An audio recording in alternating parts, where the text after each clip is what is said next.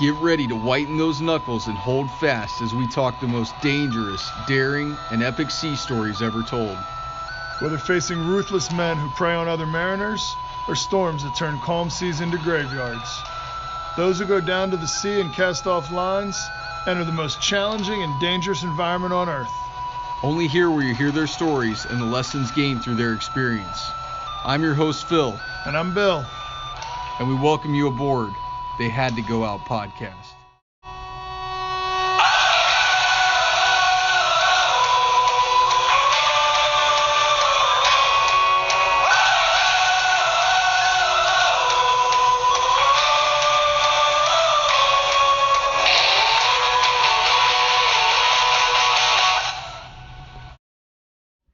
Before we dive into this episode, we need to provide a disclaimer.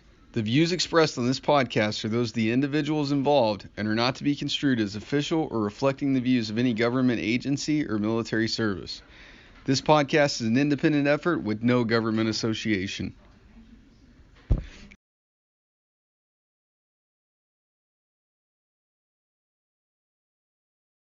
Another one to check out is the Always Ready Collective, which delivers art by and for some daring fighters of the sea. Head over to Etsy, Facebook, or Instagram and search Always Ready Collective to check out their Coast Guard and maritime-focused tattoo flash, pinups, and propaganda. You won't be disappointed. Well, hey everyone, welcome to another episode of They Had to Go Out podcast. Thank all you guys for joining us. Thanks for everybody that's joining us live right now. There's a chat function on Crowdcast, so if you guys want to ask some questions of Gina as we go through it, I'll monitor it and ask them if they're cool or if I want to know the answer too. But that's the benefit of being a host. So again, thank you guys for joining us. Thanks for everything you're doing to get the word out about the podcast, the Coast Guard in general, and the National Coast Guard Museum. We really appreciate it. Yeah, everybody, thanks for listening. If it's your first time here, we're glad you found us. After you hear this story today, go back and find some of our older episodes, listen to those stories. Remember to subscribe. You can find us on any podcast platform. You can also find us on YouTube, Instagram, Twitter. Remember to follow us. Give us those 5-star reviews. Please like us. And now we're going to give you something to like. That's all you got. Oh, man, you stole my line. I stole yours because you weren't paying attention. I'm paying attention. I'm just looking at the thing down here, to make sure it all looks right. Well, hey, so like Bill said, we're going to give you something. We're going to give you a reason to do all that stuff now. Obviously, this guest has a story to tell because we've done a few of these crowdcasts so far, and we've never had this many people join us live. And nobody shows up, and we actually have people. So right, we get a lot of people to listen to the re-recorded stuff, but for people to pause out of their day and listen to this story is kind of telling on who we've got on today and the story that she's going to share. So who we do have is Miss Gina Panuzzi, born in California, raised in Carson City, Nevada. Joined the Coast Guard back in 2004, went to boot camp with Recruit Company Uniform 167. First operational assignment out of the gate was the Coast Guard Cutter Midget 378 out of Seattle. Went from there to Air Station Astoria for the Airman program, and on to Avionic Electronics Technician A School in Elizabeth City. Not aviation, avionics. We just talked about this. I know. Graduated, ended up going back to Astoria for her first aircrew assignment. From there, she went to Air Station East City. An incident happened there that I know she's going to talk about today that kind of ended her career, and she medically retired in 2013. We are so glad that she's here with us in many different ways. And Gina, thanks for being on the show. Thank you, guys. I appreciate you having me. Yeah, thanks for being here, Gina. We're really excited to hear your story, and hopefully people can get something out of it. So with that, what is your most dangerous, daring, or epic sea story or stories? Well, if I got a doozy for you, and technically it's not a sea story, but it's an air story, so I'll do the best that I can. All right. You're flying in an orange helicopter, so right. It still right. counts. Yeah, it said U.S. story, Coast Guard on it. Right. So we had started off doing a security ops mission for the 2010 Winter Olympics when they were in Vancouver, Canada. And we'd been deployed for about 5 weeks in Washington, the Whidbey Island, out of the Naval Air Station there. And once that all wrapped up, we were headed home, and we were supposed to do a 4-leg trip back from Whidbey Island back to Elizabeth City. And we made the first leg of that trip, which was to Salt Lake City, spent the night, and woke up the next day. The weather was a little off. I know that the the airport in Salt Lake was canceling some flights. And so we were about an hour. We fueled up. We untied the blades because there was a wind advisory, and untied the blades. And we were just kind of waiting just to see what the weather was going to do. Hopefully it would pass and it wouldn't be a big deal. Hey, Gina, I'll ask you real quick Sure. because some people aren't going to know, right? They're going to see the description that says you were an HH60 AET.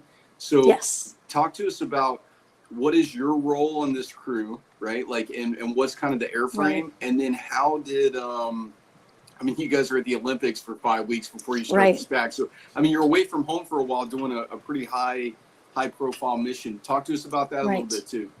So it was the MSRT team was deployed, Maritime Safety and Response team was deployed because there was supposed to be some high profile people coming through the Olympics from different countries. I think President Obama was supposed to come through, or Vice President Biden. So we had some pretty high profile people, stopping through the Olympics, which is obviously normal. And it was what we were kind of sent there to do, just perform security ops. We were, kind of, if this were to happen, if there was a bomb deployed, how do we manage this with, all the elements of the Olympics happening?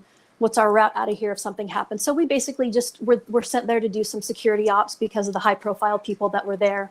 And Well, you guys are you're on the high speed team now, right? I mean, are they fast roping from the 60? Is that what the MSRT is right? doing? Yeah, that's what was going on. So you're like the shit hits the fan, and we gotta break open the thing and Yeah, call that's these what guys they were. out. Yeah, that's what they were deployed for, and we obviously had ground crew there for just running normal operations of the helicopter, making sure that everything is running properly, just in case there is an emergency and MSRT has to deploy for whatever cool. that was. So. And are you air crew on board the 60 or the ground crew Yes. for servicing? You are air crew. Ground crew, no ground crew. Ground crew. Okay. Normally, gotcha. I'm air crew.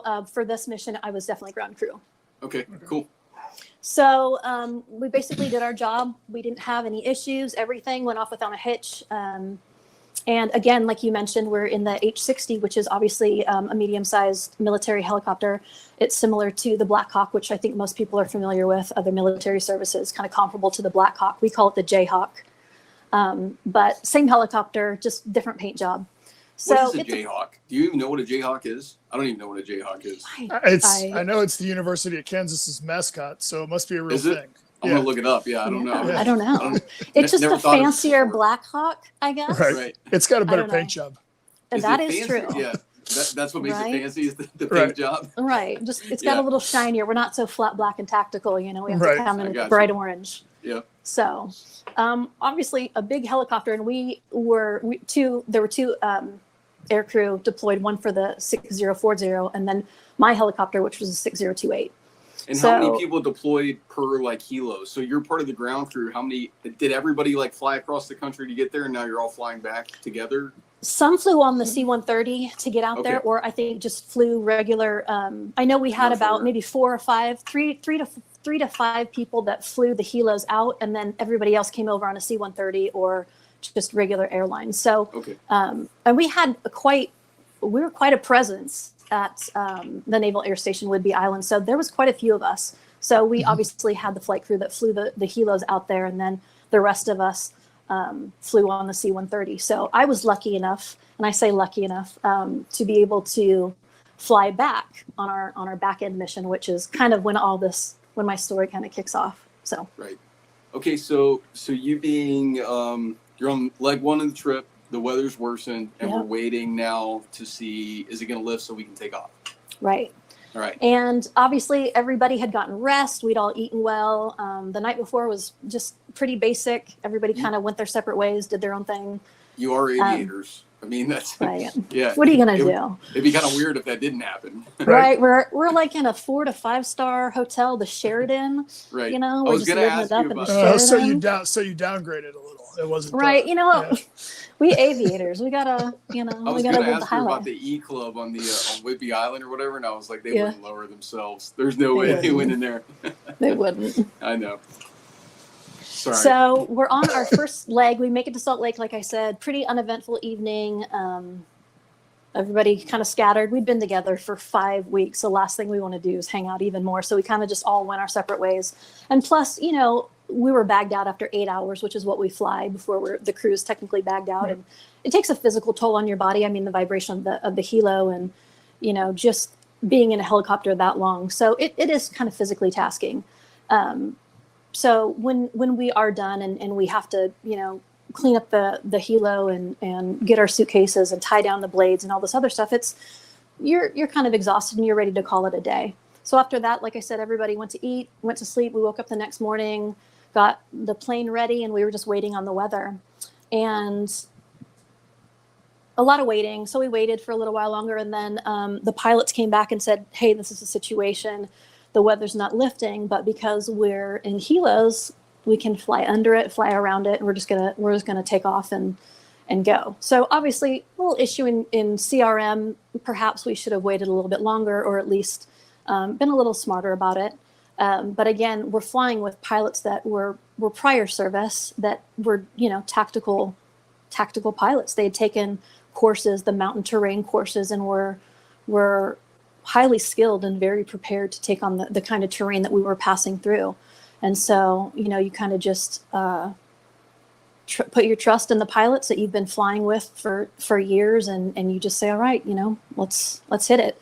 So we did, and about 45 minutes in flight is kind of where we got into trouble. The pilot's door, the latch kept popping open. And at this time, we were well within the Uinta mountain range, which kind of connects with the Rockies.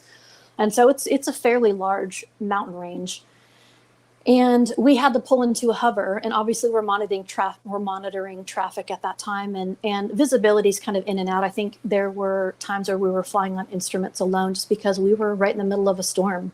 Mm-hmm. And at that time, we also had heard that there was another plane that was in our pattern that wasn't pinging radar. So we were kind of trying to hail him on the channel just to kind of see where he was going and make sure that we didn't run into him along the way.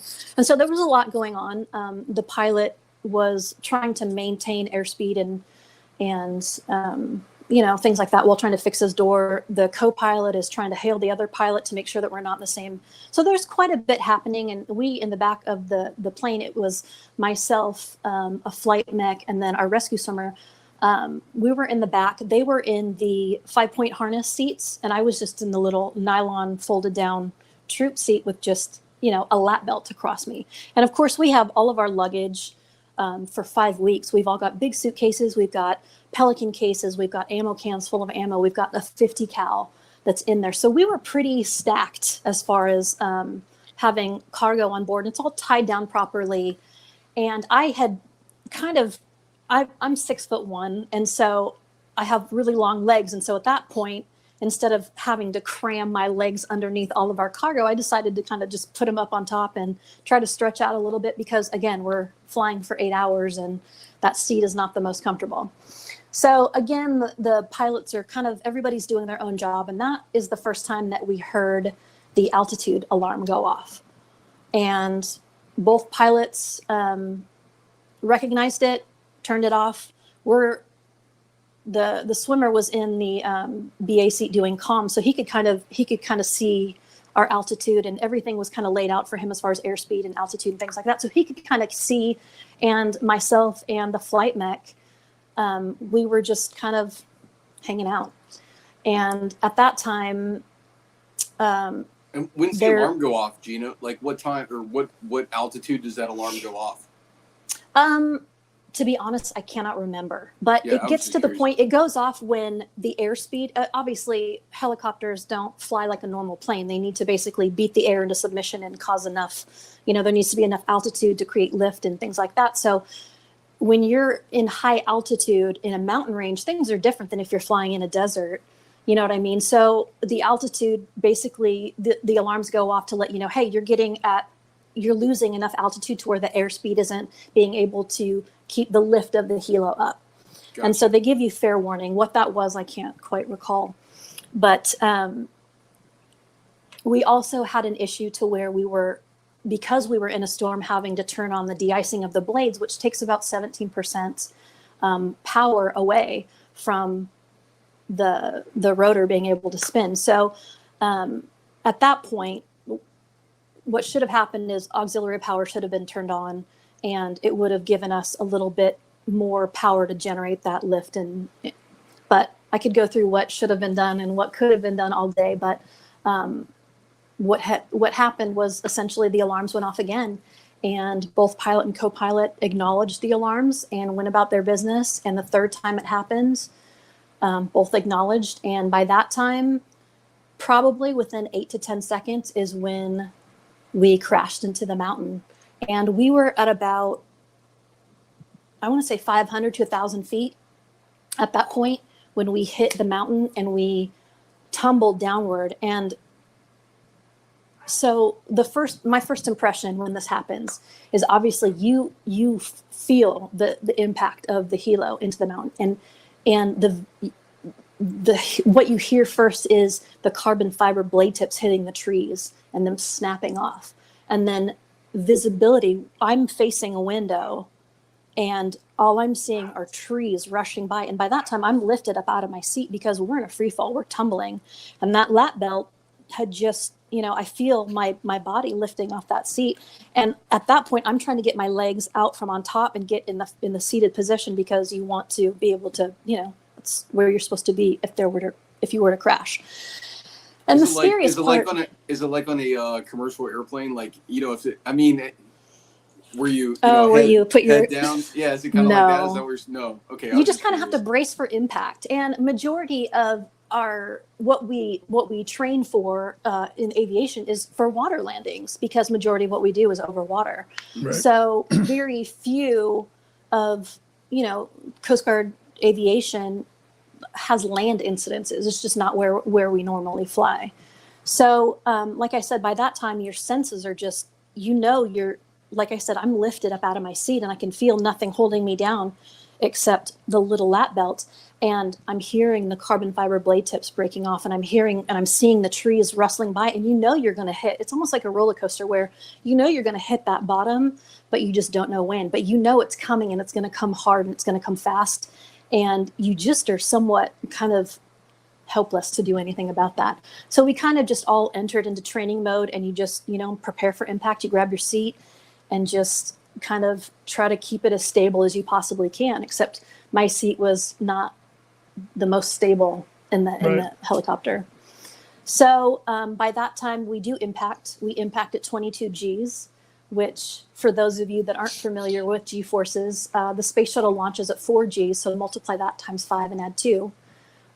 It was substantial enough to obviously break the tail off from the fuselage and send pine trees through the skin of the aircraft, and it was traumatic. And at that point, that was the only time that I think all of the crew lost consciousness, because we hit so hard.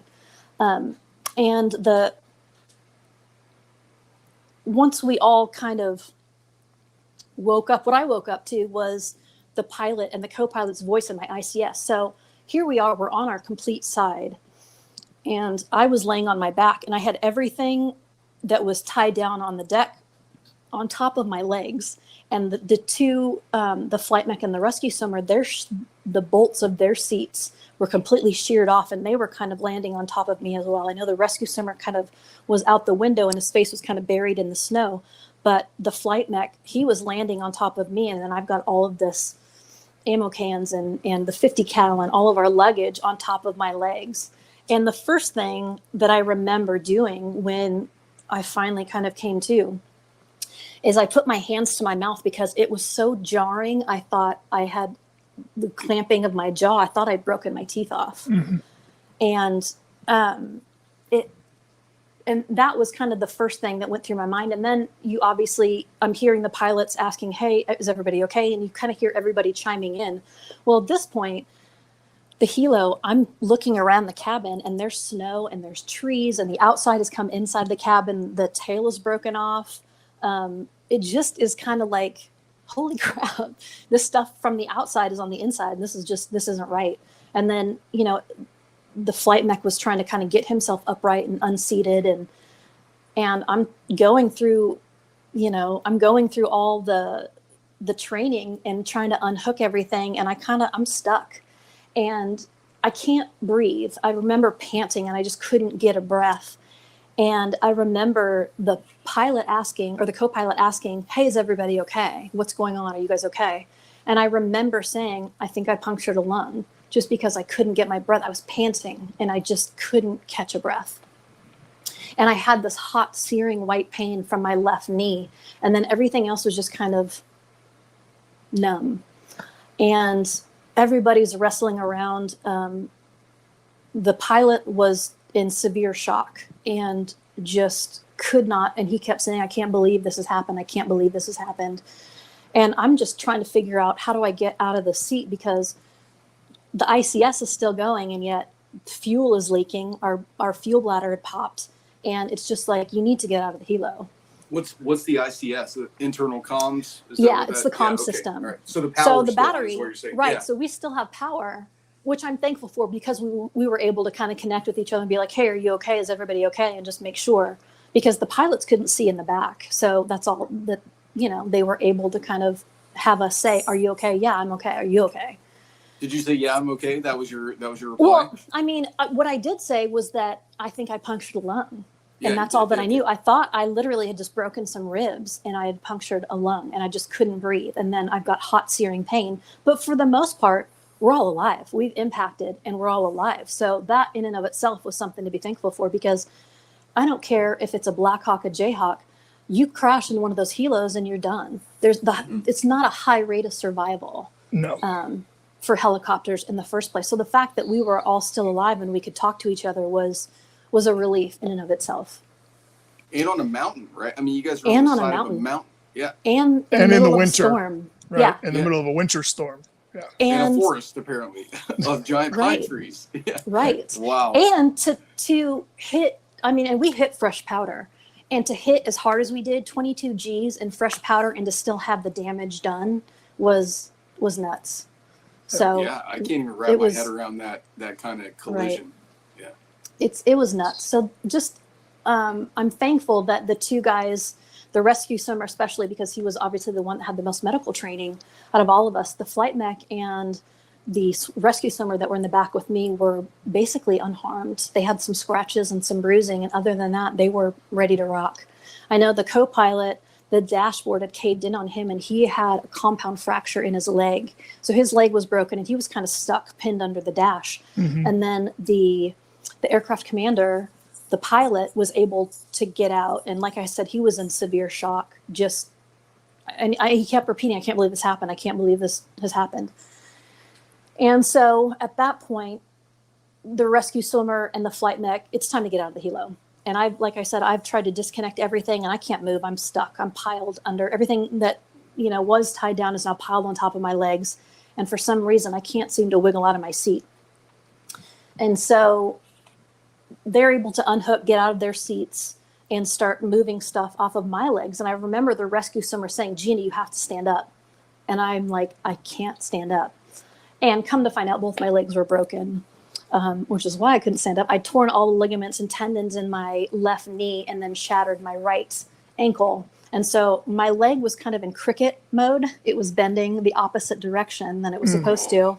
And it snapped my patella in half, which a concave patella, your kneecap snapped in half, is just not a good time. And then, having your whole ankle shattered. And my foot, it's because when we crashed, my foot was stuck under all the cargo. And when I moved, it didn't come with me. So my foot was kind of just dangling and kind of backwards. And so I got one leg that's kind of just doing this. And then the other, my foot is facing backwards. And I have this gaping hole in my hip where my hip is broken. But all I see is blood at this point. I don't know. I haven't really started to kind of dig. The first priority was just getting out of the helo. Like I said, we're leaking fuel. The outside is on the inside. The tail is broken off. Things are amiss, hardcore. Well, what do you do? So you're noticing all these problems, right, in your lower half. Are you like, hey guys, come help me, or are you trying to struggle through it yourself? Like what's going through your mind right now? I'm trying to do everything that I can to be able to get out of my seat. So I'm trying to help them. And like I said, I can't catch a breath. I'm panting. All I could do was just, I couldn't, And so I'm thinking, all right, so I punctured a lung, and, you know, my arms were perfectly fine. I could still use my arms. Nothing had happened. So I'm trying to like move stuff out of the way. And you could tell, I mean, it was like an explosion. Suitcases were just wide open. Stuff was just thrown everywhere. It was a huge mess. And stuff had kind of spilled out. And like I said, there's snow and there's trees that are in the cabin. And you're just like, and you're still trying to process the fact that, okay, we just crashed. Right. We just This crashed. is all happening in There's a 10 storm. seconds. Yeah, there's a storm out there. The battery's still connected. We've got fuel, and we need to get out of here. So I'm trying to help them. And finally, you know, they're trying to toss stuff out the side.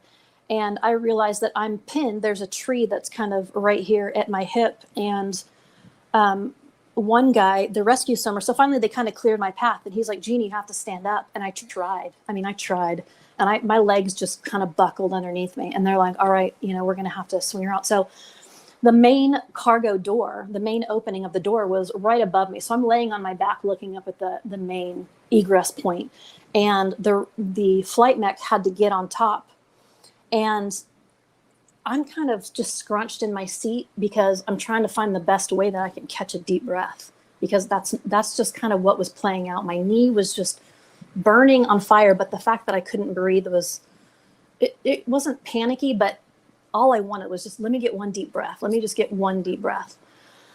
And so the rescue swimmer basically had to get his arms from behind me, kind of put his arms to my back, and I had to reach up over my head to grab a hold of the flight mech who was on top of the helo on its side. And at that point, I knew that there was something majorly wrong with my abdominal cavity. Like, because as soon as I reached over my head, I just wanted to kind of go fetal.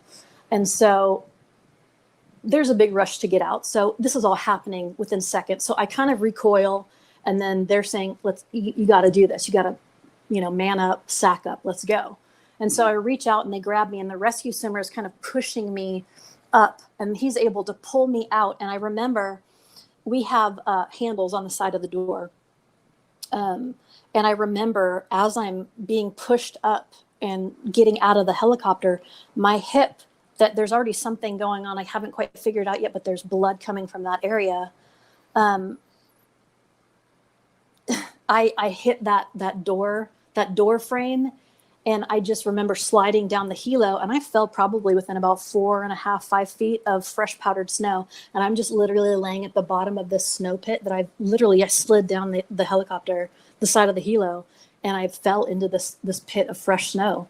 And I just remember laying at the bottom and just wanting to curl up and just stay there. Because, and the crazy thing is, I'm able to look up because I'm in this perfect hole that I had just fallen through, and I see blood on the side in the snow. So I know that I'm bleeding, but from where, I'm not quite sure, other than, you know, my hip.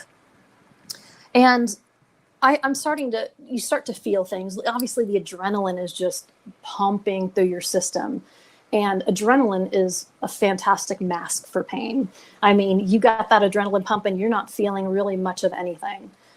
And so I hit my hip, and that kind of sent a rush of adrenaline through me. And then I slid down into this hole, and I was happy just to stay there. I was like, don't make me reach up my arms again, please, for the love of God, just let me stay in this hole. So they're like, you got to get out of this. So they kind of, you know, put stuff around me, and I had to reach up out of that hole again, and they had to pull me out. And at that point, they had taken the rescue raft and had deployed the rescue raft, and had essentially dragged me, you know, into the rescue raft. And the rescue swimmer was basically kind of assessing my wounds. And at that point, I'm starting to feel a little bit more. And I remember kind of just tucking my legs underneath me and just kind of almost compressing my abdomen and trying to find the best place that I could at least catch a breath, because I'm still panting and it's just not enough. It's not enough for me. And of course, the pilot or the co-pilot is still stuck under the dash, and the only people that aren't hurt at this point are the rescue swimmer and the flight mech. So they're basically having to kind of tell everybody, okay, we need to get you, pilot, come over here and hold. It was actually the rescue swimmer's robe. And he told him, you know, you need to hold it on her hip because she's bleeding pretty badly. And he was still kind of in shock. He wasn't registering anything was happening. He was kind of circling I'm the sorry, aircraft. Gina, but that you got to admit that's a little bit funny that like the rescue swimmer had to pack his robe I for know. the trip to the Olympics. I'm sorry. That It was just kind of actually the robe from the Sheraton. He took it with him. Right. I Did he know, take right? it It with was a him? fancy high cotton, Thank God, you though, know. right? It worked. It did. And I remember at that I'm point. glad we so could find a moment of levity. There had to be Right? something there. Right. It was just pretty good. Hey. So the pilot ended up bailing on me, and I remember having to hold this robe on my own hip while I'm trying to like find the best position for me to breathe. My legs are tucked under me like this weird chicken. You know, my foot's kind of backwards and my knees like all wonky. And so I'm just like, all right. So I finally like take a look just because I want to see, and I see bone, I see tendon, I see like fascia, I see all this like the fat layer of this, like I can see all the skin and the bone and the tissue in my hip, and I'm like, okay, so there's something that's obviously really wrong with that hip. That's not right. Probably And I'm still immediately regretted thinking, looking, right? right, I did. I was like, eh. And I'm bleeding. I'm watching myself kind of bleed out a little bit. So I'm like, Right. all right, well, I need to keep this on. And the co-pilot who had the dash cave in on him, and he broke his leg. He was kind of stuck. There wasn't any real way to get him out until we got help. So the guys are basically, we all get our cell phones. And at this point, it's been about 10, 15 minutes. And I asked them, hey, can you grab my cell phone? So they were able to find my cell phone. And at this point, you kind of have to really think, okay, so we are in the mountains somewhere in like a major blizzard storm. We're at the bottom of a ravine. We've just crashed. How are they going to get to us? Because it's not like they could hover overhead and deploy the swimmer. I mean, we were down. We were down probably about 1,000 feet at the bottom of this ravine. And it's almost like with the weather, I couldn't see up to the top of where the cloud cover stopped. You know, all I could see was just kind of white.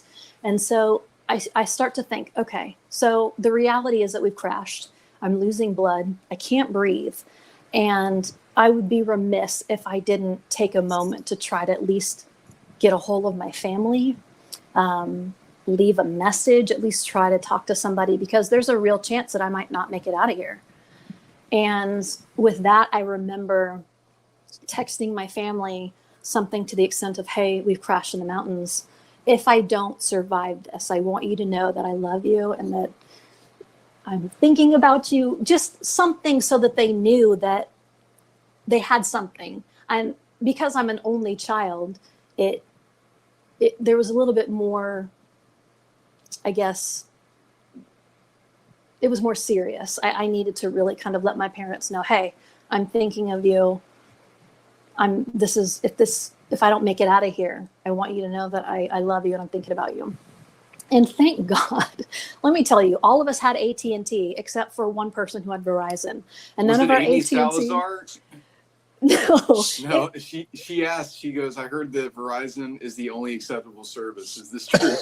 Yeah, we literally had one guy had Verizon, and he was able to get a message out to the comm center or to maintenance control in Elizabeth City and say, hey, we've crashed. And then the other plane had gotten ahead of us, and they had to, and the thing with flight, every 15 minutes you have to check in with comms. Right. So we had missed our check-in time by quite a bit. And so the other plane... And you were flying in formation too, right? Didn't you say we're at one time? We did, yeah. We started off in formation, but when the pilot started having issues with the door, the 4-0 just kept going. They're like, we're just going to, we'll catch you on the flip side. And they weren't that far ahead of us to begin with. So obviously, when we had crashed and comms wasn't able to reach us, they had got in contact with the 4-0 and we're like, hey, and then obviously our ELTs are going off. We've got these emergency locator beacons that are saying, hey, there's been an incident, there's been a crash. And then obviously one of the guys that had Verizon was able to get in touch with maintenance control and let them know that, hey, we've crashed. And they were able to get our coordinates. And at that point, maintenance control was able to hail the sheriff's department and the rescue teams and be able to deploy snowmobilers that were working search and rescue in that area and had worked that area before. So the sheriff's department had deployed, and we didn't really know what was happening. All we know is that, we're stuck at the bottom, and I don't know if anybody's going to be able to get to us. We didn't know that they were able to connect with the sheriff's department and deploy the search and rescue team, that had been through the mountains. So yeah, and I hope there aren't wolves here, right? Like you're just I can't imagine. I don't know. There was so many things happening. That was like the furthest thing from our mind. Right. Like, Right. I mean, I'm bleeding. I can't breathe. My legs are all messed up. Gina, is the pain like as this goes on? Oh. Well, whatever, Bill. He'll be back. All right, go ahead. And there he goes. He's back. Hey, we got your back, Bill. So yeah, the somebody pain- tried to call me in the middle of that. I Oh, okay. apologize. That was pretty good. Go ahead. Ask that So question. you were saying in the pain? I was saying like, so as this goes on, I'm guessing like you're starting to actually really, not only are you seeing what's wrong, but the pain just keeps probably building as time goes on too. Am I right about that? Right. Yeah. As I'm sitting there, the adrenaline, it starts to slow down a little bit. And you start to kind of, I started to get really hot. And that's obviously one of the signs of extreme hypothermia is Right. I was sweating. I felt like my body was on fire. And all I wanted to do was just like start peeling off layers. I was just I still can't breathe. I'm sweating. It's like sweating. And I remember telling him, I can't breathe. I'm sweating. And he's like, let's put more layers on you. And I'm just like, dude, I'm sweating. Let me like put some snow on me, put something on me, which was wrong because obviously I was extremely hypothermic and starting to go into shock. And so it definitely, as we're waiting for help, as they're coordinating whatever, and as we're sitting at the bottom of this ravine, of course, the adrenaline is starting to slow down and I'm starting to really feel pain in new areas. The back of my head was just like starting to kind of throb. And my face shield, obviously we have helmets with face shields, and it had shattered. I had it down and it had shattered, and there were little bits embedded in my skin and my face. And I remember my face starting to feel like I realized that, okay, so my nose is broken, my jaw is broken, my teeth, something's not right with my jaw. My eye socket was just really, just everything kind of started hurting in places that I hadn't realized that I'd gotten injured in. And so you start to take a little bit of inventory. And of course, I'm having to kind of watch this wound on my hip, knowing that there's something happening in my abdomen, but I'm not quite sure. All I can think of is that because if you've ever broken ribs before, you realize how much pain for some fractures, how much pain broken ribs really do cause. So I'm thinking, okay, so I broke a rib, it's punctured my lung, got to get that taken care of. But it started to become overwhelming, the pain in my abdomen and, all the different spots that I wasn't feeling before. Like I said, my face, the back of my skull, my back, my neck, everything started to kind of ache as the adrenaline started to settle in. And at that point, I'd say it's probably been about a half an hour by that point. And I remember watching my hips start to bleed a little bit more profusely. And so that was scary because I'm applying pressure, but I'm bleeding through, the material. I'm bleeding through. And I know, obviously, I've seen bone, I've seen the flesh, I've seen the tendons, and all your inside, hip parts are kind of just there. And so I knew that was a pretty serious injury. And then I knew that I'd obviously broken my legs. Well, my arm still worked. So, and going back to the phone, thank God that I wasn't able to send those messages. They didn't go through. They kept not going through. And I'm thinking, well, I'll just turn off my phone. And if something happens, my parents will they'll get the phone, they'll know, and they'll get those messages eventually. So I guess we had gotten word that their care flight couldn't launch because of the weather. The weather was too bad. So care flight coming from the hospital couldn't launch. But the search and rescue team was able to get a hold of the park, I guess the park ranger that had run that area. They got our coordinates and they sent the search and rescue guys in on snowmobiles. And it just so happens that one of the search and rescue guys was a cardiovascular surgeon who was the father-in-law to one of the guys. Crazy. This is crazy. Listen, When it is gets this crazier. movie? When are we making this movie? It gets crazier. Let me unreal. tell you. So he was a cardiovascular surgeon, and he was the father-in-law to a guy that was an AMT, Alex Mangum, at my air station in Elizabeth City. So his father-in-law Wow. was in Utah. He's a cardiovascular surgeon. He's a part of, the search and rescue team. He was able to get to me. And at that point, they had gotten in touch with the 40. The 40 had, and this is kind of a funny part, they had found someone's land, and it was a fenced off area, and they had pulled into a hover and shoved all of the luggage, all of the ammo, everything out of the helo except all of the search and rescue stuff that they would need, the litter, the basket, things like that, in case that they needed to do a rescue on us. They had shoved it all in this guy's gated yard. And you can only imagine this man coming out to his front yard and seeing all of this stuff piled in his front yard, no footsteps, no vehicle marks. And he's it's like a holy really weird crap. crop circle. Right? So and it's in Utah, so we probably never got the ammo or the 50 cal back. What's crazy is that he was calling the air station, because all of we had Pelican cases with the air station information. He's calling, he's like, what the hell are you guys trying to pull? What the hell's going on? And he was totally baffled. Right. And we were able to tell him, hey, there's been a crash in one of our military planes went down, and they needed to just put that equipment somewhere where it would be safe. And he lived out in the boondocks. He lived out in the mountains, and all of his property had this big iron gate. That's why I think they set it down there. And they just shoved it out the door, just pushed it right on out. And he was just like, what the hell? I can only imagine waking up, going out your front door, and all of a sudden there's just all this military equipment, their personal luggage. He was calling the name tags that were on the suitcases. He was just baffled. And That's so such a cool moment for so many reasons, right? One, that the air crew had the wherewithal to be like, hey, we're probably gonna have to save somebody today. Yeah. And then two, him going out there and what in God's name? That's awesome. Yeah. What a cool story. So he was calling the air station. The air station was like, look, we've had a helo go down. They needed someplace safe to put the equipment. And he was like, I'll keep it for as long as you need. And in fact, I think he actually took everybody's luggage and moved it into a garage that he had that was covered.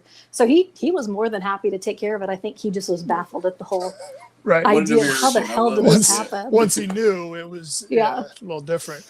So at this time, I personally am starting to feel the blood loss and the hypothermia. Everything's starting to kind of get really quiet and really muted. And at that point, the silence, and all I can say is it was so quiet and so warm that it's almost really, I can understand why people with hypothermia kind of drift off to sleep, because I remember everything just got really quiet. The snow was just falling really softly.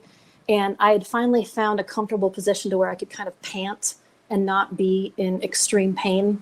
And so I'm just sitting there and I'm panting. And all of a sudden, I'm not hearing the things around me as much. I kind of just am going into this really quiet cocoon. My vision is kind of, going down and down. And I knew that if I went to sleep, that I was in big trouble. And my body at that point is just like, just go to sleep. It's totally fine. You'll be fine. Just go to sleep. And I knew at that point, so I was singing to myself, and I'm rocking, trying to get some sort of adrenaline back in my system, punching myself in the hip, just come on, Panuzzi, you got to keep it together. Of all places to punch. Yeah. Right. Yeah. What song do you remember what choices you had in your head? I have no clue. I was probably speaking in Italian. I just was it was nonsense. And by that time, the swimmer he was trying to gather out, they were trying to get the dashboard taken off the co-pilot. And so when he came back around at that point, he started to kick it up a little bit, because I had gone kind of 3 shades of gray, and I was kind of in the green gray area and was not doing so well. Obviously my oxygen levels were extremely low. I'm hypothermic. And so he's starting to kind of get a little bit more worried about me, and a little bit more like, we need to get you out of here. And obviously I'm starting to kind of pinpoint, my vision is getting really small, and I'm just trying to rock, trying to make myself almost uncomfortable so that I didn't have that just kind of drift off moment. And so I'm talking to myself and singing to myself, and I'm just please God, don't let me go out this way, because it just, you're in this vast, beautiful ravine out in the middle of nowhere. And yet you're so disconnected, and it's almost like the silence. I don't know if you've ever been someplace out in the forest after it snowed, the silence is deafening. It's just, there's nothing. You can't hear anything. It just is pinpoint quiet. And here we are at the bottom of this snowfield ravine, and it's just getting really quiet, and the adrenaline just kind of goes away. And so I knew in my mind that if I went to sleep that I was going to die. So I was at that point just doing whatever. And so the rescue swimmer saw me. I've gone from a nice green tint to a nice gray color. And so he's starting to kind of freak out a little bit. Mind you, this kid is 20 years old. He did an amazing job. He splinted the co-pilot's leg. So that by the time, they rescued the co-pilot, his leg was perfectly splinted. I mean, this 20-year-old kid, he actually got, I was able to accompany him to the USO where they honored him because this young kid basically kept me alive, and did everything he could just by himself, which was phenomenal. So Darren Hicks, just a miracle worker in my book. So at that After point, also being in the crash, right? Right. After sure. going through a crash himself, he and Ed Sikra, the flight mech, just my hat off to them forever and always, because they just did such a phenomenal job of getting us out of the helo, prepping us for transport and things like that. So at this point, I'm super hypothermic. At this point, you hear the snowmobilers. They had gotten our coordinates and they were actually able to find us. And so that, you kind of get a little bit more hope, like, okay, I'm not going to die at the bottom of this mountainous ravine. And so he told them she needs to go immediately, like she needs to go now. So I remember them getting me up and throwing me over on my abdomen on the back of this like skidoo. And of course, I've got some abdominal trauma that hasn't been addressed yet, that we're not quite sure. And so laying on my abdomen and obviously this gaping hole in my hip. And again, I'm 6'1", so you can only imagine it's like laying a spaghetti noodle over the top of a wooden spoon. I mean, my legs, as we were heading up the mountain, because we could hear the 6040 flying ahead. So I knew that they had found us, but we were so far down, they couldn't get to us. So the snowmobilers primarily just threw me over the back like a sack of potatoes and just slowly made their way. And here I'm getting my legs tangled in brush and trees, and they're having to walk alongside and kind of keep me on. And at that point, laying on my abdomen, I'm sucking in the exhaust of the snowmobile, and I'm just like adrenaline rush again. So I'm just like, oh my gosh. Hey, at least you're awake. Right? I was like, no more wanting to go to sleep. And so, right. We're kind of making our way up. And I just remember being in the most intense pain imaginable, but at least I was awake. So we finally get up and they load me into the helo, and I'm hearing the crew, the aircraft commander of the 6040 say, we can't leave without the aircraft commander. And everybody is telling him, you need to get her to the hospital, like ASAP. She is not doing well. And at that point, I'm loaded into the helo, and I'm just like, you have to take off, like, please, I'm barely hanging on. And I knew that in my body. I knew that I was starting to feel that adrenaline slow down enough, and it just, I missed it, Gina. How did you get into the helo? How did they get you loaded in? They actually managed to land kind of. They landed. Okay. They landed, and they kind of, just loaded me in, and then it was like, you're I'm like, not all in right, a let's litter go. or anything. You're just. Nope. I'm just loaded in, just thrown in, and so I remember the pilot saying, we can't leave without the aircraft commander, and I'm like, you got to go, like, we got to go now. Like, I know I'm checking out pretty soon. Y'all got to get me out of here. And so we took flight, and I remember, us taking off, and I found out later that as soon as they had lifted up over the storm and into the cloud cover, right carved into the side of the mountain. I don't know if you've ever been to Salt Lake City, but their hospital is literally carved into the side of a mountain. And it's one of the biggest trauma centers on the West Coast. So as soon as they lifted up, we didn't even have a chance to call them to tell their trauma teams we were coming. It literally was like right in front of us. So talk about a miracle. It was like a 5-second flight just to get to the hospital. It was like right in front of us. So I remember landing, and the trauma team, we didn't even have time, like I said, to alert the trauma team at the hospital. They come out and they're just like, holy crap, here's a Coast Guard. What's the Coast Guard doing in Salt Lake City?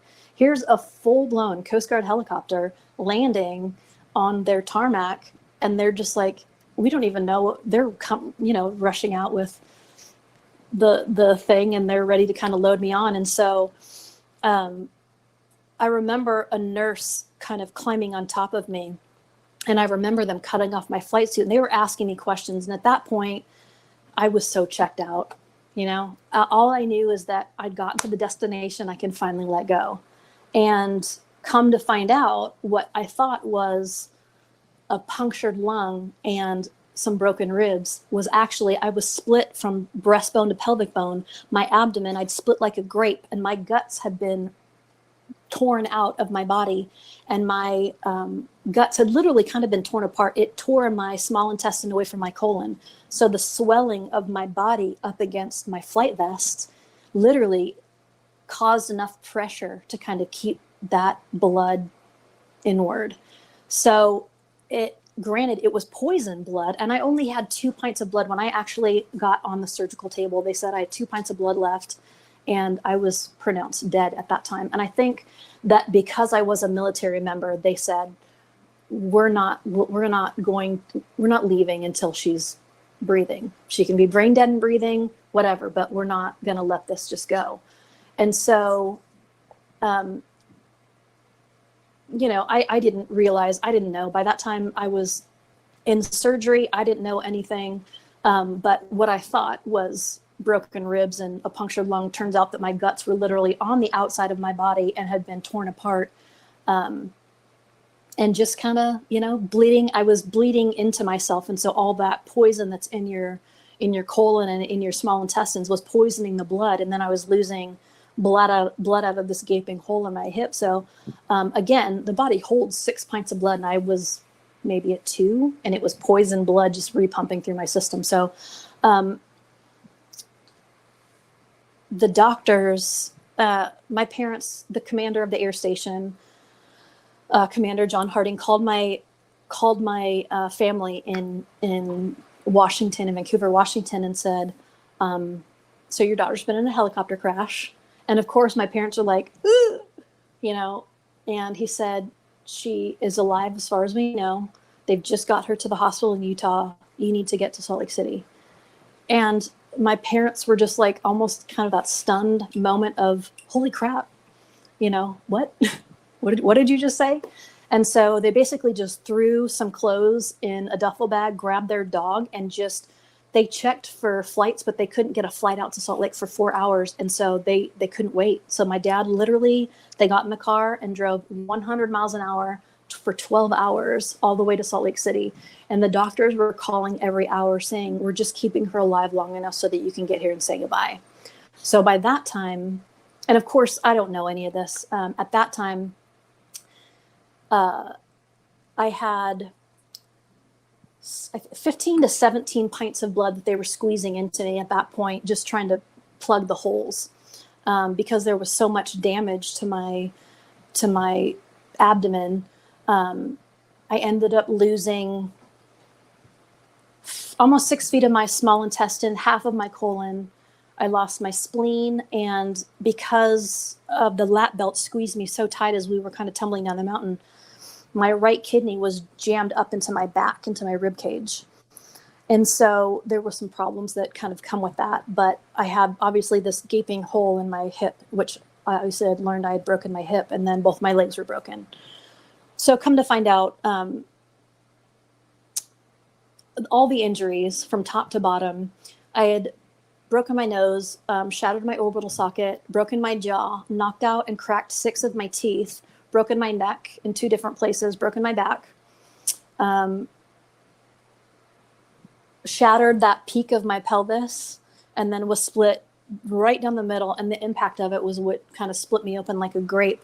And then obviously I had the internal abdominal trauma. What I ended up losing 5.5 feet of my small intestine, half of my colon, my spleen, stuff like that. So, and then tore the ligaments and tendons in my left knee and the patella, and then had shattered my right ankle bone.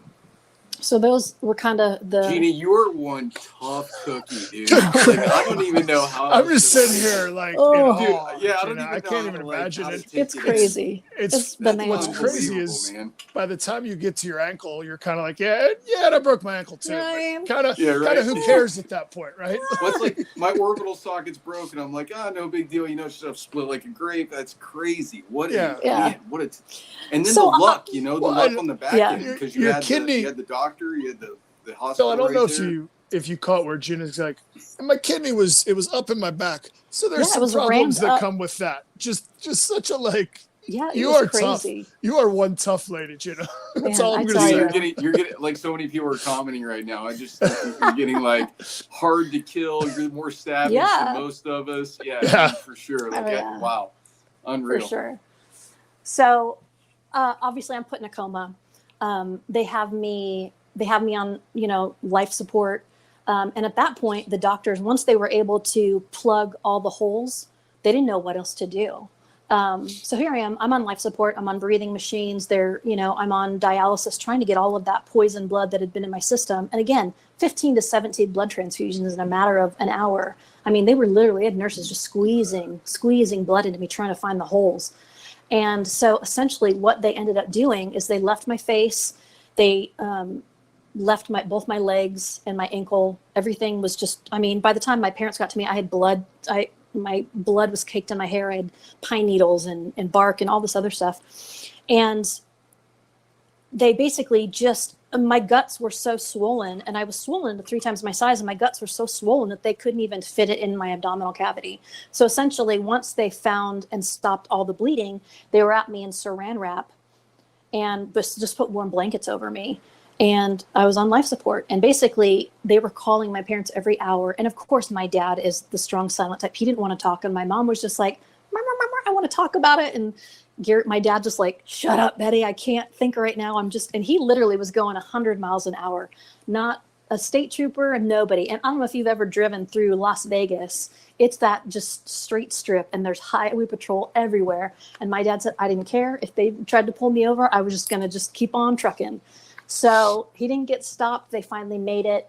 And by the time that my parents had gotten there, my mom walked in the room, and she almost chuckled, and she said, that's not my kid. And she almost felt a relief. She's like, that's not my kid. And my dad's like, Betty, that's Gina. And so I think it all kind of hit at that moment when they saw me. And like I said, I've still got blood on me. I've got, bark and everything. I'm swollen 3 times my size. My face is busted up pretty bad. They were picking plastic pieces out of my face. And all my clothes are basically bloody and kind of in a corner. My boots, everything, they cut through my leather flight jacket, cut through everything, and just basically threw it in a corner. And that was that. So I was in a coma for 7 days. So I come up out of that coma, and I remember, and in that time period, I had I think at least 12 surgeries in 7 days, where they were just every day, just taking it as it comes. So here I am in the ICU. And I went back and I listened to, while I was in a coma, they obviously sent the district commanders down there, and the rear admirals they were all down there, kind of talking, doing news interviews and interviewing for the Coast Guard news and all this other stuff, and talking with the sheriff's department. And they were so optimistic. Let me just tell you, the Coast Guard, we are underfunded, undermanned, but we are not short on optimism. They were talking about, she is critical right now, but we anticipate within the next couple of weeks she'll be moving. We'll transport her to Portland, where her family lives, and she'll be fine. And my doctors are like, she's barely, she's being mechanically kept alive at this point. And so I remember once they were able to kind of control everything, and I had been stable for I think 2 days, then they decided, okay, let's bring her out of her coma. And so I open my eyes, and literally there's 20 members of my family standing in this room, and I've got tubes in my mouth. I can't talk to them.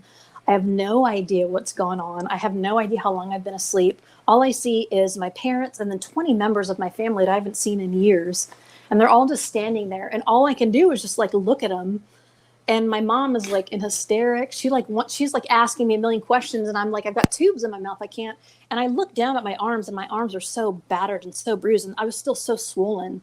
And so you see all these tubes and everything sticking out of my arms. And the doctors rush out my family, and the nurse is taking out my breathing tube, and she's getting me some water. And then obviously CGI comes in, and they want to interview me right away. So I didn't even get to say hi to my family. Yeah, I mean, we got to make that happen. Yeah, right? That was super important, because I'm sure that I had an impact on the helicopter crashing. It was my fault. Right. And at that point, you had a whole lot to say. Right. And I had no idea what was going on with my body. At this point, I have no clue. I know that my family's here. People I haven't seen for 15 years are here. Haven't said hello to them. All I can do is just blink. I'm like, hi. Can you read what my blinking is saying? I see you. So I haven't spoken in 7 days. 2 seconds. Two Sure. seconds real fast, okay? Just a second.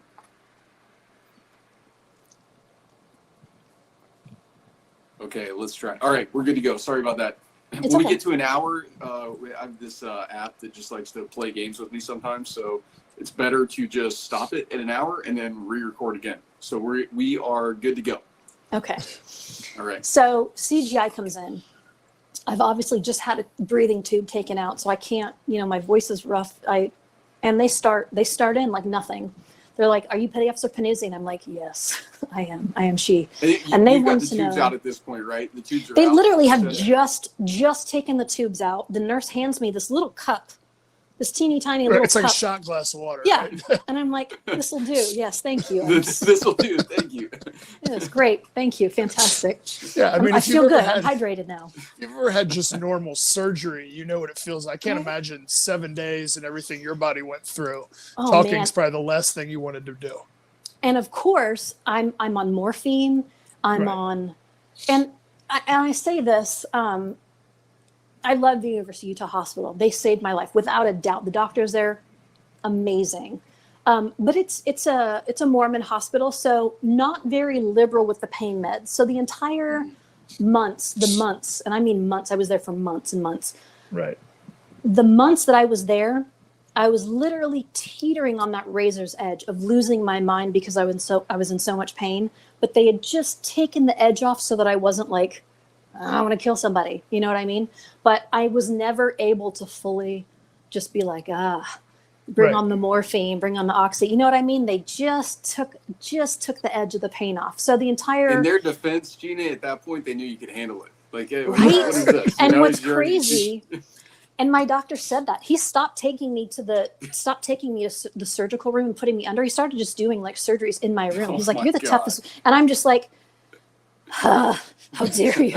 And I'm watching him, Thank you. surgical procedure, I and have he's like, another little cup of water. right? So I'm sitting here and my mom is there and she's watching me kind of get twitchy and he's like, "You're the toughest girl I've ever known." He's taking staples out of my hip and I'm like, I'm about to lose my mind. I bet. So obviously CGI, they want to know everything from what I ate, drink. So 2 hours, I'm in this interview with CGI. As soon as I'm done with CGI, Admiral Allen, who can we just, Fat Allen, is he not just the coolest? He gives me a Yeah, I call. love it. And I'm trying to like gather some military decorum because it's Admiral Allen, right? And I'm just like, you got to keep it together, Panuzzi, but I'm in so much pain and I have no idea what's happened in the last 7 days. I haven't been able to talk to my family. I just gave a 2-hour interview with CGI where they literally wanted to go over everything from the night before, from what I ate to what I drank to when I went to bed, when I woke up, what I did. I mean, just peppering me with questions, for, everything along the accident. And so I'm just like, okay, I'm trying to like keep it together. And all I want to know is what is going on with my body. What is, Right. what is And happening? nobody's Because even I feel told you pain. yet, right? No, I have no clue. So obviously I get on the phone with Admiral Allen and it's a secretary. She says, "Please hold for Admiral Thad Allen." And I'm like, okay. So he gets on the phone. He's like, "Petty Officer Panuzzi." And he's so cool. I was like, "Hi, Admiral Allen. How are you?" He's like, "Better question, how are you?" And I'm like, "I'm doing great." Again, with the optimism. "I'm great. Thank you for asking." So we just kind of just bullshitting on the phone, with the Admiral of the Coast Guard for a couple I of know minutes Admiral because he's Allen. just cool like that. He cut through all the crap and was just real with you, Yeah, probably, right? he was just so cool. He's like, "As you know, nobody really survives helicopter crashes in any service, much less the Coast Guard. So just know that we support you. We're here for your family. If there's anything you need." And I'm like, "Okay, cool. Thank you so much." And so finally, About this morphine situation, Admiral. oh Yeah, my that's what I was gosh, thinking. That would've been the one. really. So finally that ends and then I'm able to see my family. And granted, I love seeing my family, but I just want to talk to a doctor. Like, tell me what is happening, because all I remember is just being offloaded from the helo. And I remember just the pressure of the blades pushing down on me and a nurse, kind of wheeling me in and then them starting to cut off my clothes. And I'm like, "All right, you guys take it from here. I'm checking out." And then here I am in a coma, which I do remember at one point, sometime during the 7 days, I remember kind of coming out of the coma enough to know that, okay, if I flutter my eyelashes, they'll know that I'm kind of awake, because I was kind of coming out of it. Whether my body was metabolizing the anesthesia a little bit, the longer that you're under it. So I remember the nurse, kind of I was able to twitch my hand, and the nurse grabbed my hand and said, can you hear me? And I remember squeezing his hand, and he was like, holy crap. And so I remember just thinking, and he did too. It was like, and then I was out again until obviously they brought me out. But I remember thinking, I was hearing everything that was happening. They were talking about some movie that had just come out. And I remember trying to like blink my eyes, but obviously my eyes were taped shut for my own, protection. But I didn't know that. And I'm thinking, well, if they could just see my eyes, and then I'm like, hey, my hand is moving. And he's like, holy crap. So forward back to, my parents, and then my mom wants to know everything that's happened. And I mean, the medication that they'd given me, I don't know if you've ever been on opiates, but the cotton mouth, I had such cotton mouth that they couldn't give me more than that stupid little shot glass. And they started giving me these little sponges on a stick to suck on. And I'm like, are you serious? That's almost like a form of torture. It is. I'm like, somebody just give me like a large, all I wanted was a large ice water, because I was so hot, because the pain, it just intensifies. And so I was just burning up. And there, of course, I'm not on enough pain medications to really not be able to not feel anything. I mean, I'm feeling pain, and I'm trying to tell them, like, I understand, but they have to keep me to a certain point so that when I go back into surgery, because I was going through surgeries every day, a couple times a day, that I didn't overdose on anesthesia when I was under. So they had to kind of keep me lightly sedated during the day. And I just remember being so on edge, sucking on these stupid little sponges and being so thirsty because the opiates were just like, I was so dry. And so my family obviously wants to know everything. And I finally had to tell them, like, look, so the doctors kind of shoo them out and tell me everything. And I was like, okay, cool. So I basically just broke everything. And I hadn't seen my face. Nobody would show me what my face looked like, which was for the good. I have no pictures of the accident. Like a lot of people, they have pictures of, oh, you're in your hospital bed. My mom was afraid to take any pictures of me because I think it was jarring, it was pretty jarring to see. And because I had such immense abdominal and hip trauma, that they had just left everything. So this side of my face was kind of caving in at that point because I just didn't have any structure, any orbital structure. And then obviously my nose was shifted, and then, my jaw was kind of shifted. And Gina, I think your mom is a saint for that, because my mom's the complete opposite. Like, she would have taken every terrible photo that she could have possibly taken. And that stuff would be all over Facebook. They'd be on Facebook. Yeah. So and this was honestly, you want one, but you really don't, right? It's true. Cool. And honestly, this was really before the whole selfie thing kind of came out. I mean, everybody was just kind of getting iPhones at that time, but the selfie thing hadn't really kicked off. So I'm thankful. I do have a lot of surgical pictures from the doctor's point of view, and that in and of itself is crazy. I mean, just to see my x-rays and some of the pictures that they took during surgery is just like, holy crap, those are my guts. You're a subject in a medical school class. You know that. Like, there's a chapter. Oh, for sure, yeah. There's the true. Gina Panuzzi chapter in a medical school class. The trauma surgeon told me, he's like, you are the most severe case I've ever seen. He's like, I've seen burns, I've seen everything. And they ended up having to move me out of ICU to the burn unit just because I needed to be in such a sterile environment, because I was going literally to surgeries, like just back and forth, surgery. And so fast forward a little bit, I'm in the hospital, and, they're kind of just maintaining everything. And as the swelling is starting to go down on my abdomen, a little problem would arise, something, stitch would kind of get displaced, and I started bleeding out. And then, probably about 2 weeks in, things started to kind of normalize a little bit. And I remember they had just reconnected my bowels back together. And I remember this really funny feeling in my hip. I felt like something wasn't right. And I'm like looking, and they've kind of just got it bandaged, and they come in and they clean it out. And I told a nurse, I said, something's not right with my hip. And of course, because it literally split me, I didn't have enough skin in my abdomen to be able to bring it back together to close my abdomen and be able to close this hip. So they had to use pig skin, which at this point, they left my abdomen completely open. They didn't close it because I was having so many surgeries. So it was pointless to like staple it shut or whatever. So they basically just kind of wrapped me up. And they were waiting for the swelling to kind of go down in my hip before they really addressed that. But I remember like telling the nurse, something is wrong with my hip. Something's not right. And she's like, it's totally fine. Your body's going through all these weird things right now. You know, this is totally normal. And I'm like, okay. And so another day passes and I'm like, seriously, something is not right. It started to smell funny. And I'm like, you got to take a look at this. Come to find out, my bowels had been leaking into my hip wounds and I had gone toxic. So they literally, they took a sample of my blood and it was so toxic that I was literally, all my organs started to shut down. And so, they put me in anesthesia and immediately like willed me out. And thank God I was in the burn unit at that time because I was literally having surgery, back-to-back surgery. And I remember them as, you know, they had to take me, you know, to the operating room. And I remember them bringing me just enough out of anesthesia for me to say goodbye to my parents. So I remember kind of, you know, me being laying down in the position and they didn't think I was going to survive the surgery just because I had already had so much trauma. And now my blood is to the point where it's toxic levels in my kidneys and my liver's starting to shut down.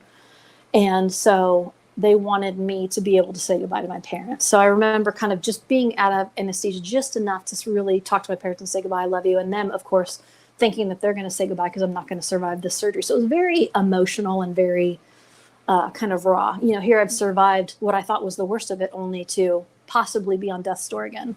And I had already been pronounced dead a couple of times when I had first gotten there, and they had to restart my heart.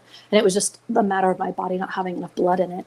And then again, you know, my body's at toxic levels and my organs are starting to shut down. So I come out of that surgery again with the blood transfusions.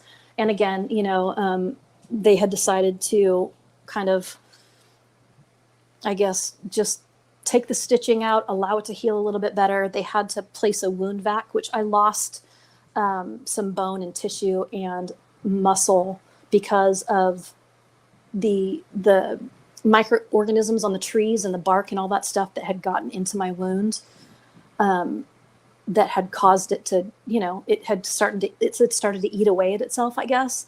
And you can try to rinse out my body cavity and my hip as much as you want, but even for years after, my body was expelling sap, like it was pushing out sap and bark and pine needles. I would get these little bruises on my abdomen and I'm like, what is that? And it would turn like hard, like a little rock. And then it would like open up in a few days. And I remember pulling like pine needles out of it. And I'm like, well, that's new. And like that little balls crazy. Of sap would come out. And I was keeping them in this little jar of all these little goodies that, you know, were popping out through my skin, like bark, pieces of bark, pine needles, sap balls. It was so weird. Chains of stitching. I remember heirlooms for some right. I'm passing these down to my kids. Enjoy, kids. This came out of mommy. Enjoy. So it just was so weird. You know, you can rinse it out as much as you want, but that stuff kind of it's inside you. Right. And it had caused major damage and major infection into my tissue and my muscle tissue. And so at that point, the worst of it was over. Now I was just kind of being monitored. I was still critical condition. And again, the Coast Guard, I remember, you know, the Coast Guard's thinking, oh, you know, she'll be out of here in a couple of weeks. And in my mind, and this is what's so crazy, is nobody tells you. And yes, I know the severity of what I was going through, but nobody tells you, like, hey, your life is never going to be the same. Like, you're not going to be able to go back and do your job. And in my warped brain, I was thinking, because they tell you, once the surgery's done, you're going to be good as new. Once we get a knee replacement in you, you're going to be solid, good to go. You know, once we put some pins and screws and reattach your ankle, you're going to be golden. And in my warped brain, I was almost thinking, okay, so once I get through this, I'm going to go back and do what I did. Because nobody tells you, hey, your life has just changed for forever. All they tell you is that, hey, after this, you're going to be good to go. You're going to have a new knee. You're going to be better than before. And I'm thinking, cool. And nobody is telling me that, hey, you're going to experience pain for the rest of your life. You're going to be in some major pain. You're never going to be able to go back to where you were, what you were doing. Your body will never be the same again. Nobody tells you that.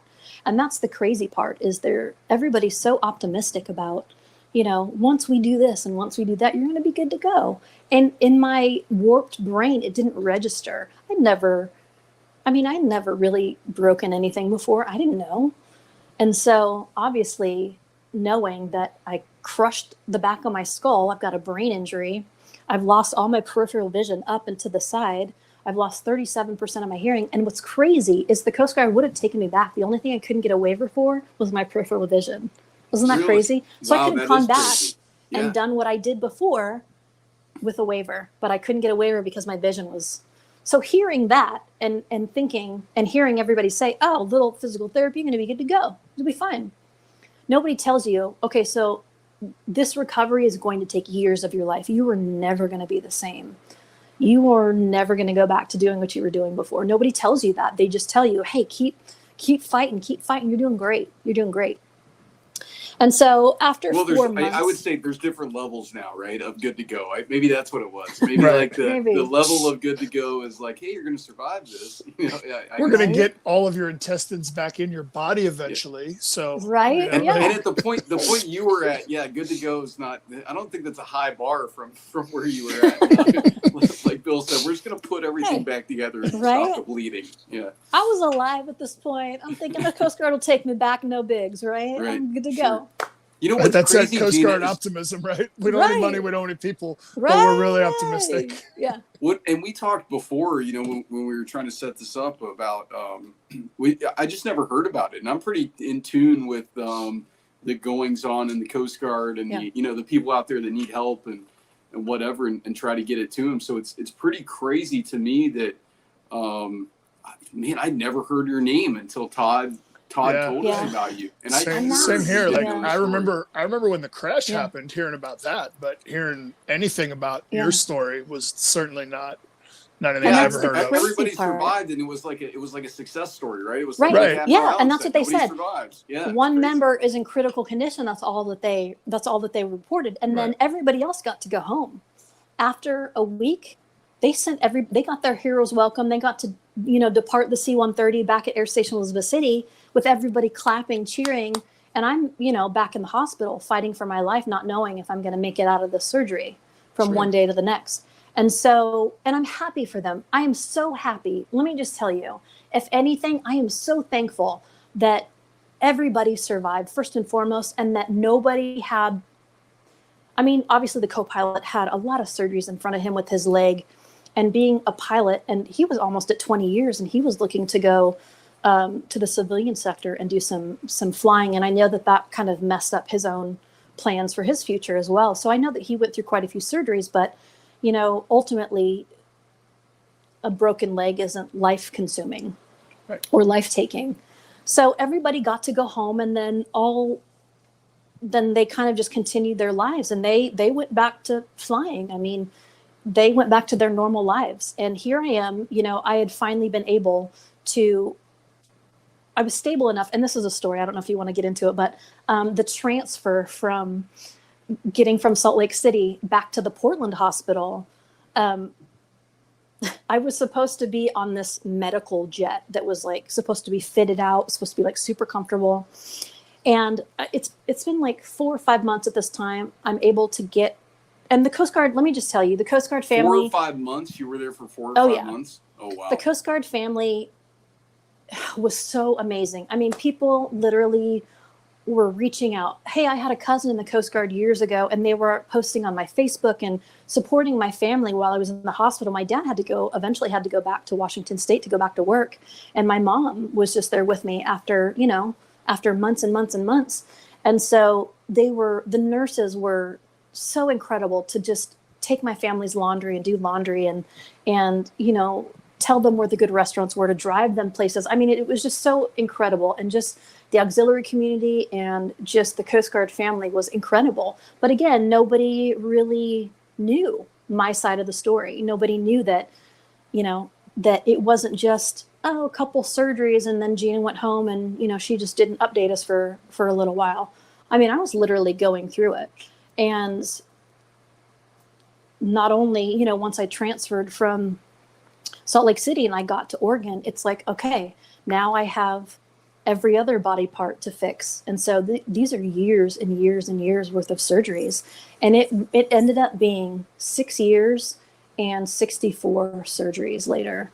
And those are just surgeries that I was fully under. If we're talking about procedures to where I'm just like twilight sedated or awake sedated, I'm well over 100.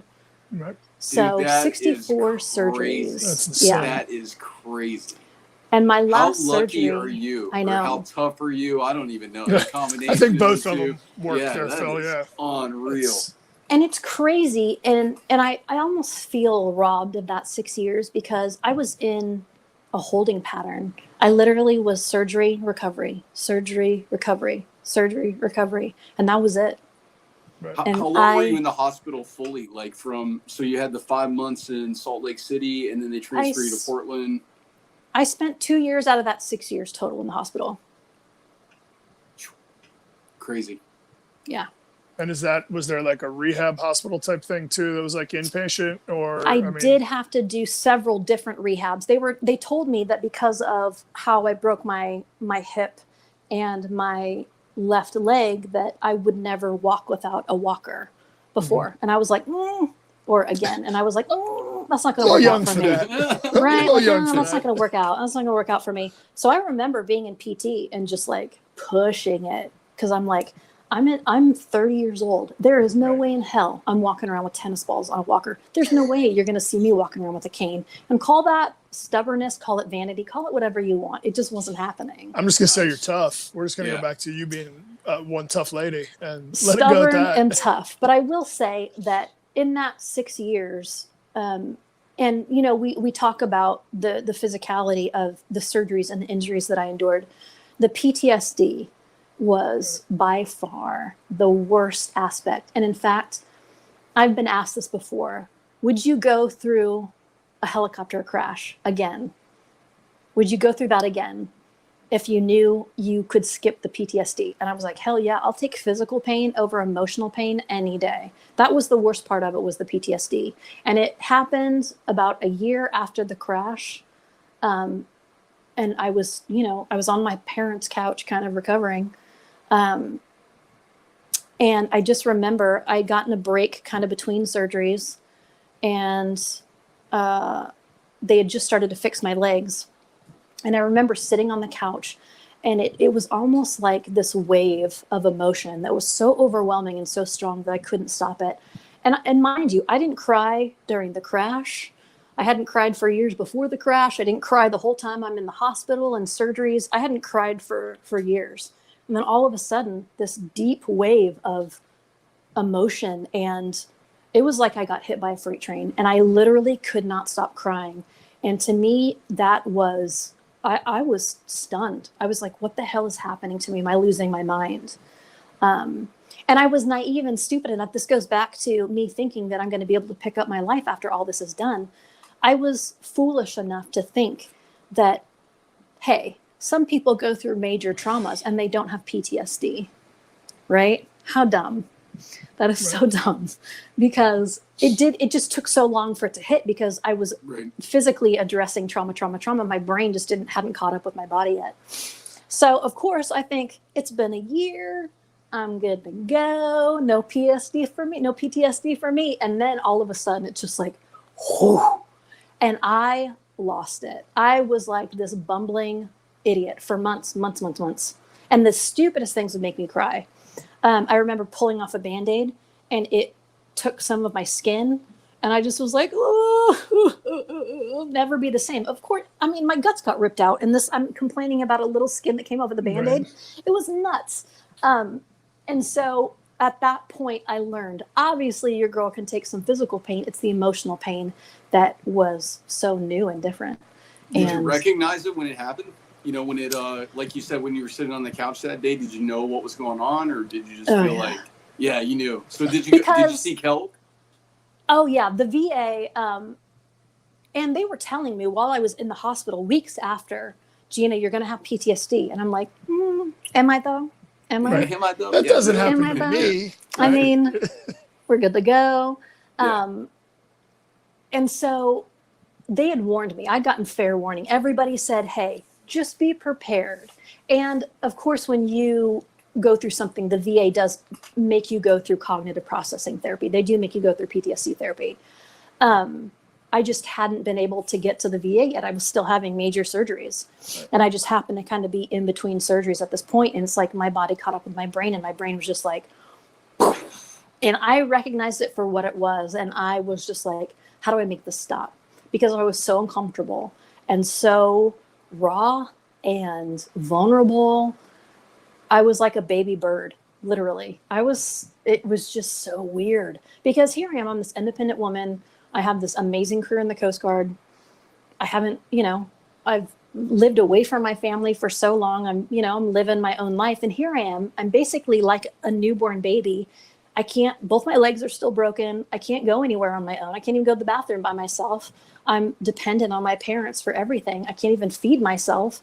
I'm, taking 17 30 milligram oxycodones every 4 hours. I'm on a morphine drip. I'm on, what is that? Some animal tranquilizer. Portland pushes those drugs, don't Oh they? my gosh. As soon as I got to the hospital. Got to a little more liberal area. And, as soon as I got to the hospital in Portland, because the flight from Utah to Portland tell us about that. You said it was supposed to be this. Was this like Indiana Jones? There's chickens on the plane. Oh my gosh. So we were told the day before, hey, you're going home tomorrow. And I was like, cool. And by this time, they had basically left my guts kind of piled. I was still kind of in a clustery because they still had more work, but I wasn't in critical condition anymore. I was able to be kind of bumped down a level.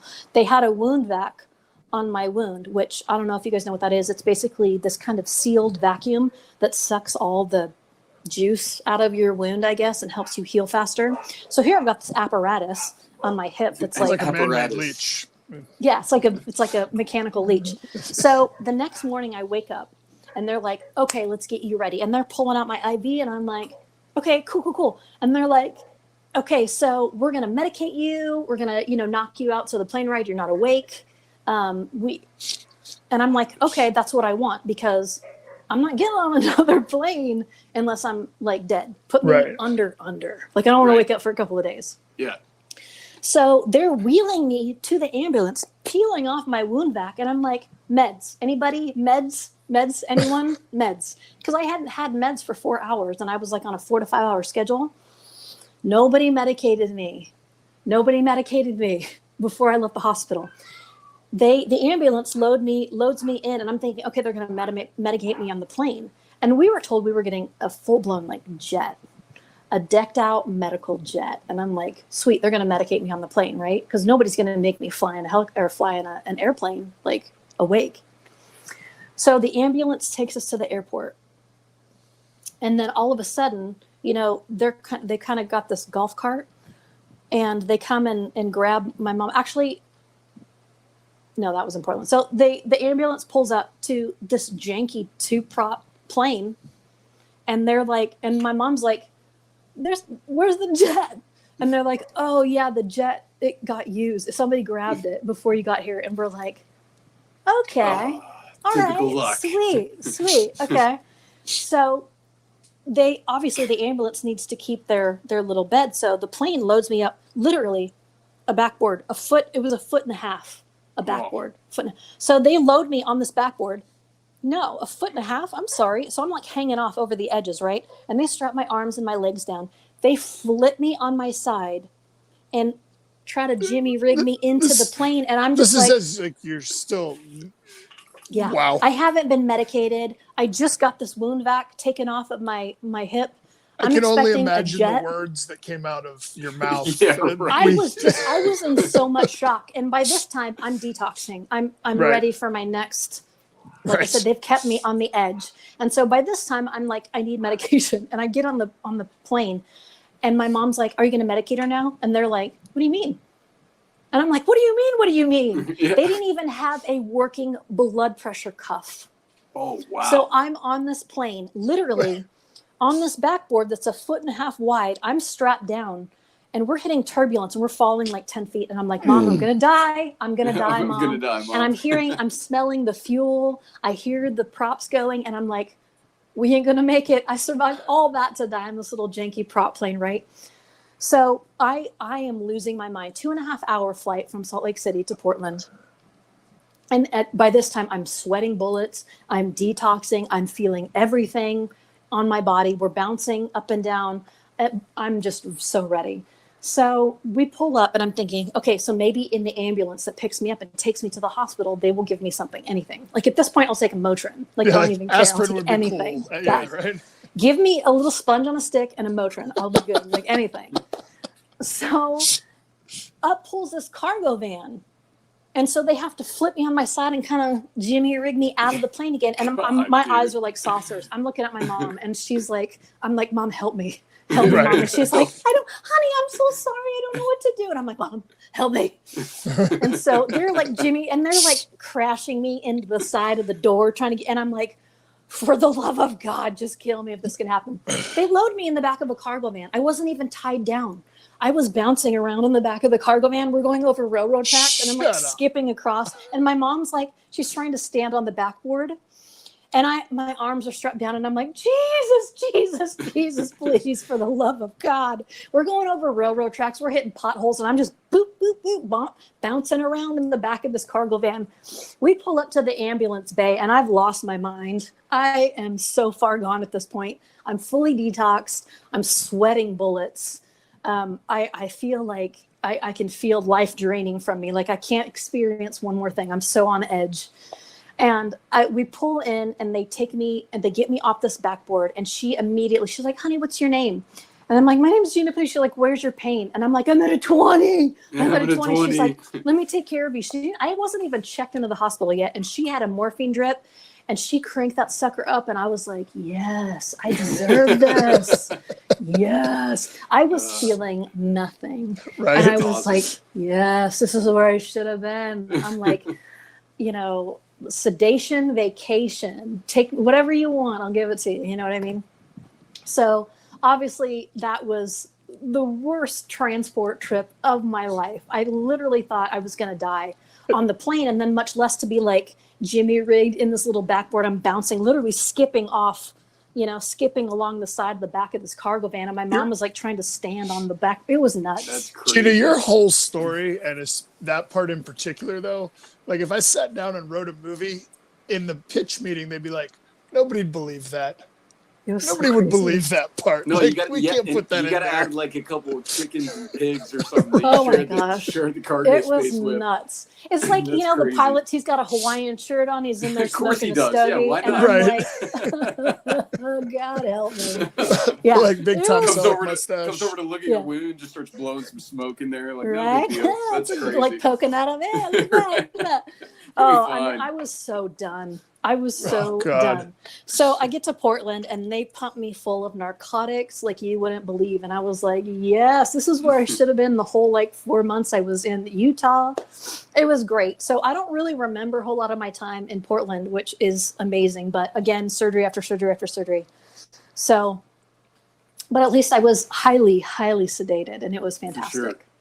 Well, so the PTSD thing. So what are you thinking? So it's been how many years now? How many years? It's been a year. No, it's been 10 years. This was my 10-year anniversary. Yeah. 10 years. Wow. So how are you dealing with it today? So let's talk about the middle parts. Okay. So obviously I had that breakthrough moment where the PTSD just hits me like a wave.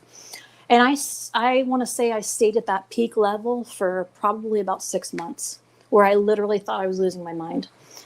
We had the chaplain for that district would come and visit me because I wasn't able to go to the PTSD training at the VA yet because I wasn't able to walk. I was still connected to, a morphine drip. I was still, highly kind of in a state of not moving much. So they would send a chaplain to kind of come and talk me through things and just to make sure I was okay. And I was seeing him once a week and I would just unload. And I'm just like, I don't know what's happening to me. I feel like I'm losing my mind. And he's like, this is totally normal. And I just couldn't get through anything without crying. We would go somewhere and I'd see, a kitten crossing the street. And I'm just like, oh my God, that kitten's going to die. And I would lose it. And my parents would be like, okay, so we got to wait in the car. She got to cry it out. it was nuts. It was just, I was so highly emotional and reactional that I thought I was losing my mind. I had never been this way in my life. I mean, I thought I was a woman losing my mind. And so that I stayed at that peak level for probably about 6 months, and then I started to come down a little bit.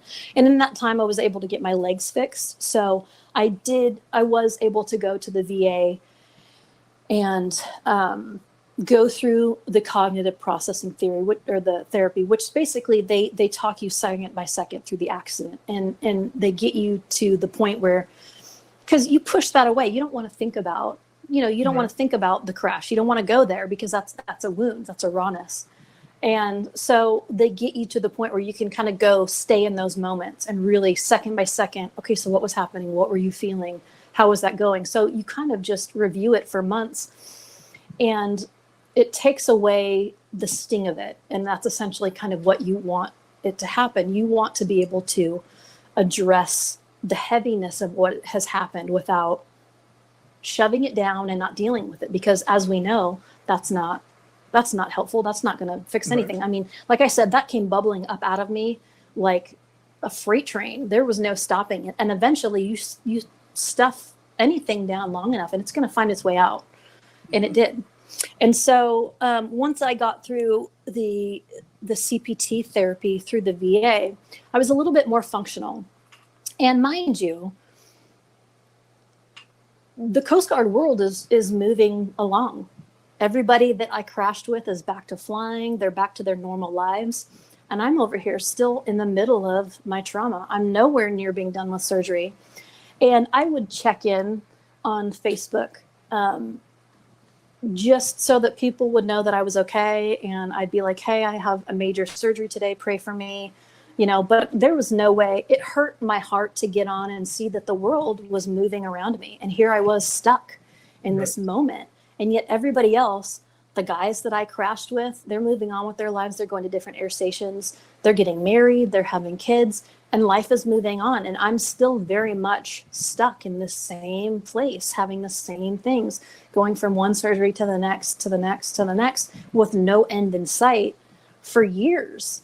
And it's just like, I wanted so desperately to get out of that season, which my only job during that 6 years, and I didn't know how long it was going to be until it happened, until I had recovered and we were able to kind of, and granted, I've got surgeries ahead of me in the future years that I'm going to have to address as they come. But for the time being, it just so happened that 6 years and 64 surgeries was kind of where I was at. But when you're in the middle of it, you don't see an end. And what's crazy is everybody, when I would check in on Facebook, everybody was like, you're a rock star. You're so strong. You're so badass. You're so cool. You're our hero. But I wasn't. I was lying to everybody. I wasn't honest with the fact that, hey, I'm struggling. I'm going through PTSD and I feel like I'm losing my mind. I want to isolate myself away from everybody. Looking at the world go on around me on Facebook literally hurts me so badly that I just don't get on it for years. And how do you verbalize that? Because we're taught in the military that vulnerability is weakness. You need to respond without reacting. You just need to, you get an order, you do it. And we're taught that you don't get to process trauma in the moment because you need to save somebody's life. You need to be able to do your job, stuff it down, and go about your business, and then go out for the next. And so I had taken that approach for so long, and then finally the accident happens, and it's just like everything's coming up. The things that you see while you do your job, the things that, it's not just the accident. There were things coming up from search and rescues that we had done that were traumatic. So I chose after my CPT therapy was done with the VA that I was going to go see a therapist, because I felt like that was only scratching the surface. That mandated PTSD therapy was just enough to just kind of get me by.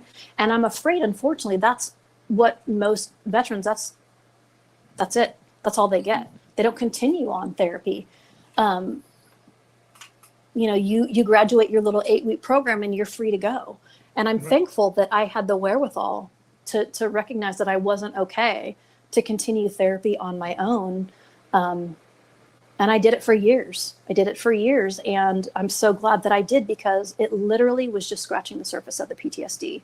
It just allows you to function with it, but you're not functioning very healthily with it. And I understand why veterans, I understand why there's 22 suicides a day. I understand why they medicate with alcohol and marijuana. I get it. Because the tools to help us heal from major traumas are just not there. It's not there. And did you ever talk to anybody that was on the helo with you? I did, kind of within the 6 months. And really talk, right? You know what I mean? Like really talk, not just like, hey, how's it going? Like, no. Yeah. I did with the swimmer. He actually came to Portland to see me because he was kind of having his own issues, and he needed to talk to somebody that was kind of suffering it through. So he came to visit me, and at that point, I was fresh out of a hospital, not functioning very well.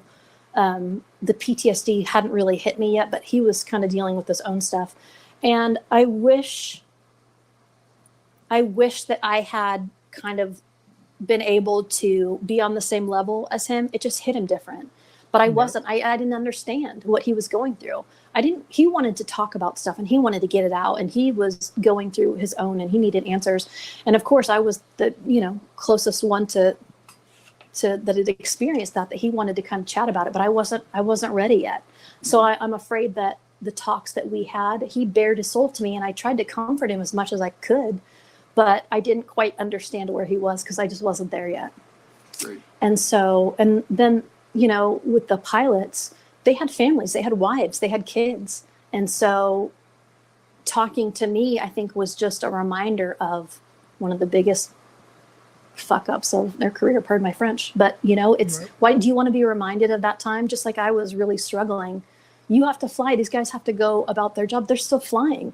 Do you want to be reminded of that crash every year on the anniversary? Do you want to be reminded of the worst time of your life? That moment. Like you said with the, just the reaction of the pilot and the aftermath. I mean, I think it's telling that he knew what was at risk. Like he knew he knew that your lives were in his hand, not just the career, I'm sure, but the other people on board there. Yeah, crazy. Right. It's hard to even talk about it like that, right? Like even me being just an observer at this point is, there's got to be a lot of emotion, a lot of just raw feelings with that whole thing. So I can definitely see it. And what's crazy is I didn't tell anybody. And here, as the years are going by, everybody's like, hashtag hard to kill, hashtag you're so tough, you're a hero. But I wasn't. I was lying to everybody. I was suffering. I was isolating. I was going through major depression. I was, it was crazy. I was going through things, but yet I would get on Facebook and be like, yeah, we're killing it. Hashtag hard to kill, killing it at life, doing great. And I'm just thinking, you have to stop lying to these people. These people care about you. And as you know, we spend more time with our Coast Guard family than we do our actual family. And so here I am lying to these people and telling them, hey, I'm okay. I'm doing great. Life is really great for me. When in all actuality, I wanted to die. I was so devastated that my life was just stuck in the same reel for years and years and years, and I couldn't escape it. And yet I couldn't be honest with these people that I loved and say, hey, I'm having a really hard time. I'm isolating myself. I have no accountability in my life.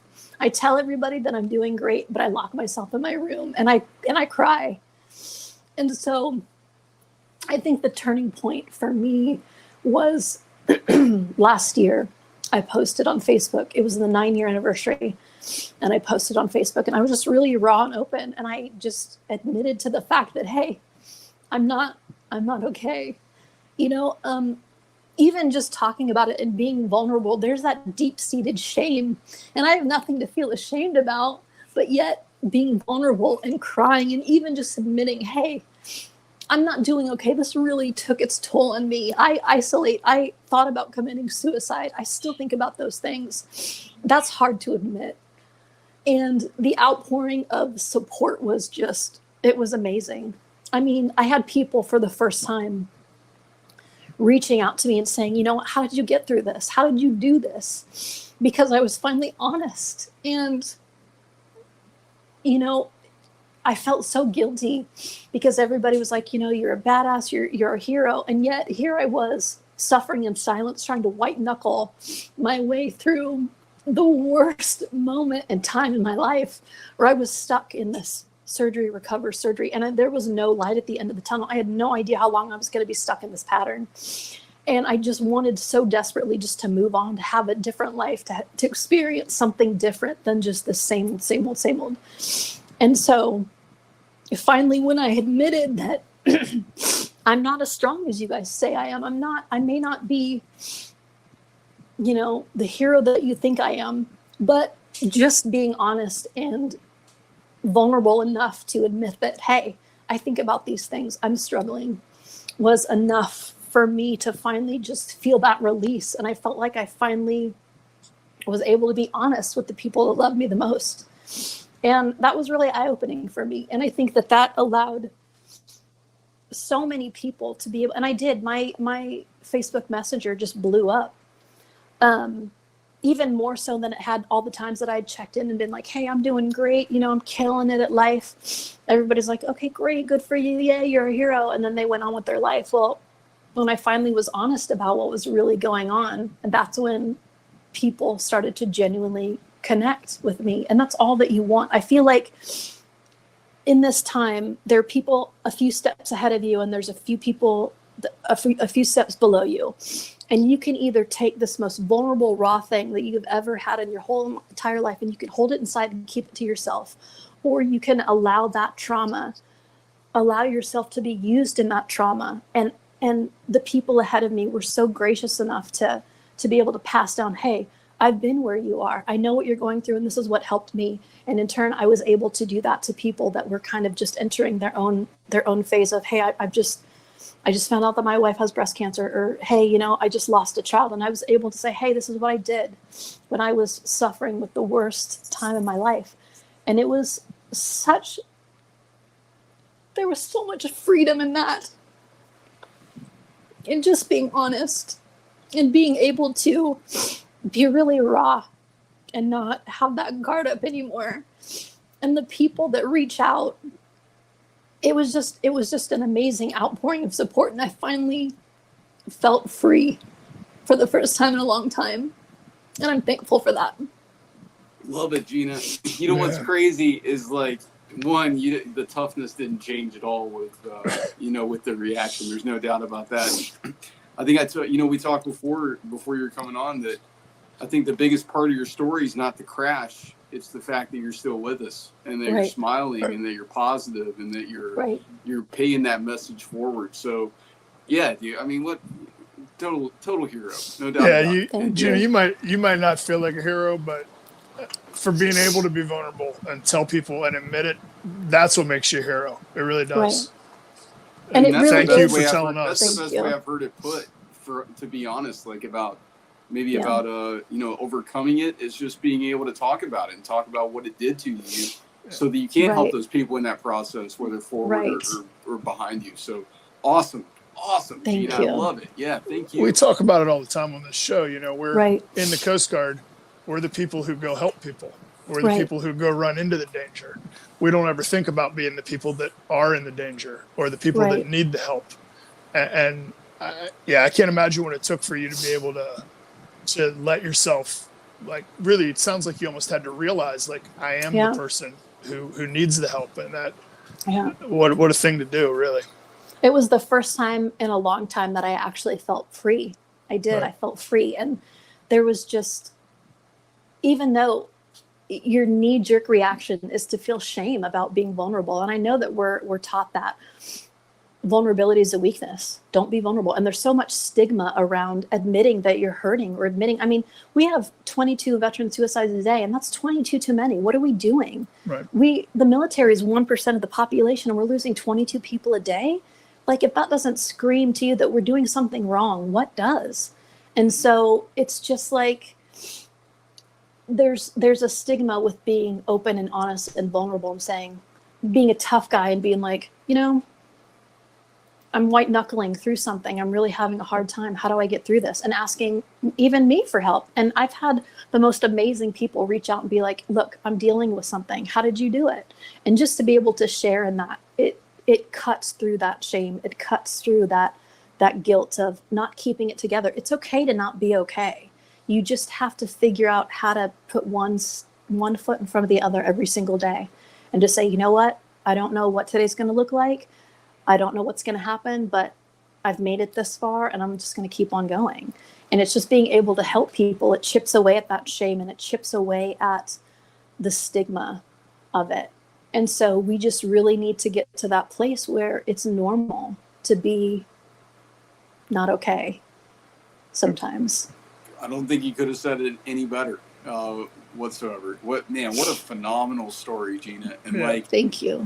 You know, to echo your message there, I think, the people that some of the best leaders I've had were the ones that have been through some stuff and were willing to talk about it, right? We're willing to talk about like, hey, I've got nightmares and sometimes I cry and, this stuff's going to happen to you. And if it does happen to you, come out and talk to us. And I would encourage anybody out there that's listening right now, if you're having one of those moments, we put it out there before. I'm sure Gina's willing to talk to you. Oh, of course. If it's there, just reach out. There are so many people going through the same kind of thing.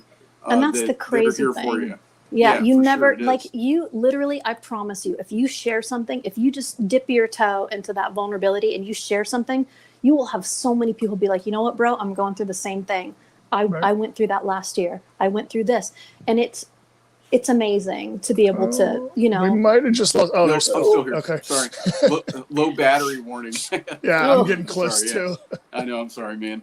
So anyway, that's, it just kind of chips away at that and you're able to help people. And that's where the real healing begins. That's when you get it out. It sounds like you're not in the Coast Guard anymore, but you're still helping people. And that's your way of helping yourself too, right? Right. God, Gina, and it does. Just all around, man. And the fact that you're here today and you're sharing it with us and that you came out of that kind of dark place, at least enough to share with us and to talk to us. I can't tell you how much I appreciate it. Seriously, Thank you. It's uplifting. It's something that's just awesome to listen to today. I wasn't really even kidding. Like, this is a movie. This needs to be a movie. I hope so. I'm definitely going to write a book. Yeah, hopefully from a book. I've just, it's still being so raw. I've kind of had that idea in the back of my brain thinking, okay, when I heal up a little bit more, I'm going to really put it out there. But I think this is a really good start. Kind of being able to share my story for the first time and really get it out there. I think now's a good time to really kind of push it a little bit more and get a book out there and maybe do some public speaking about it. Yeah, well, let us know. Anything we can do certainly to help you get the word out when you do. Thank you. So kind of like physically, where are you at now? You said it's been, a few years since kind of your last surgery, but there's more stuff coming down the pike. Just kind of curious, like where are you kind of now? Right now I'm good to go. I'm good to go. Right. No, I've been a few years out of, like I said, my last surgery was in September of 2016. And from there, once I finally was able to close the chapter on kind of having the surgeries and I had my last one, I knew that I needed to have purpose. I had been 6 years with no purpose other than just to recover from surgery. Recover. Right. And I needed something new. I was dying inside. And most of us are type A. We have that, okay, I'm ready to go. Right. And then all of a sudden to be in holding pattern for 6 years was like devastating. So as soon as I had my last surgery, I knew that I had to find a new passion. I had to find something else. And so I went to a school in Texas to learn how to train military and police canines. I knew working with animals was going to be a really good release for me. Right. Really physical job that, I think that was kind of a way of me trying to gain some control over my body and try to push the limits again. Mm-hmm. Really physically demanding job, but really amazing and very healing to kind of spend that time with animals and not so much people, but just to be around animals and dogs especially was just a really great time for me. And I ended up, when I graduated from school, I was in Texas and probably about 2 weeks after I left Texas, Hurricane Harvey happened. So I basically sold my home in Washington State, bought an RV, and went back to Texas and just volunteered all over Texas for Hurricane Harvey. And that was another time for me just to really get out of my own head. And and they tell you the best way to get out of your own head, if you're really in your own head about stuff, is go out and help somebody else. Mm-hmm. And doing that and being able to go there. And I worked with veterinarians that had they were working out of their homes and their garages because their clinics had been taken up by the hurricane, working with, just getting dogs back to their owners, working with rescue centers that were displaced, from the hurricane, and just really helping people kind of get back on their feet and make sure that, we've gotten all the animals out of the houses that are, underwater. It just was a really amazing 6 to 8 months of my life, to where I just threw myself into volunteering and just kind of lived through that with certain people. And it just was an amazing thing for me to be in Texas during all that and to be able to help. And obviously the Coast Guard had a huge presence in Texas during Hurricane Harvey, as you know. And so it was kind of cool just to be able to go and help in the ways that I could. So, yeah. And then, I still kind of work with dogs. That's kind of where I'm at right now. And just, like I said, really kind of thinking about that book, and I think it's time. So I think I'm going to throw myself into that. But other than that, just kind of living the retired life, the young and retired life. Young and retired. Yeah. Gina, you're a badass. There's this is crazy, dude. I just had all this happen, and I'm gonna go down into a hurricane zone and help some animals in there. I'm gonna just save some dogs. You're just that kind of person. That's awesome. Yeah, you should be very proud. Awesome. Thank you. Totally inspiring. Hey, and I know too, there was some willingness, when we talked on the phone, that if a public speaking opportunity came up and we could refer you out to it, you're on board, right? Yeah. I do it. Perfect. I'd be a little nervous because obviously I'm not a public speaker. I'm an aviator, but I'm going to go ahead and say that I think you're wrong about that after just having interviewed you for 2 hours. Thank you. I think you'll be all right. I smiled, I laughed, I had like those chills. I damn near cried a couple times. I got that lump, that lump in your throat that you're really trying to push down. Yeah. That was. You got a sea story when you can make all that happen. Yeah.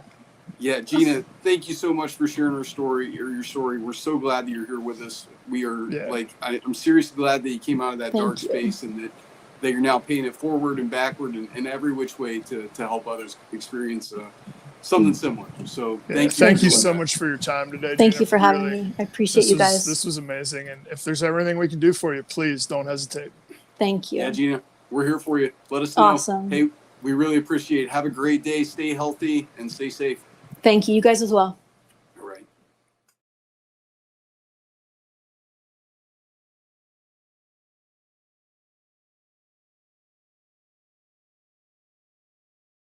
Another one to check out is the Always Ready Collective, which delivers art by and for some daring fighters of the sea. Head over to Etsy, Facebook, or Instagram and search Always Ready Collective to check out their Coast Guard and maritime-focused tattoo flash, pinups, and propaganda. You won't be disappointed.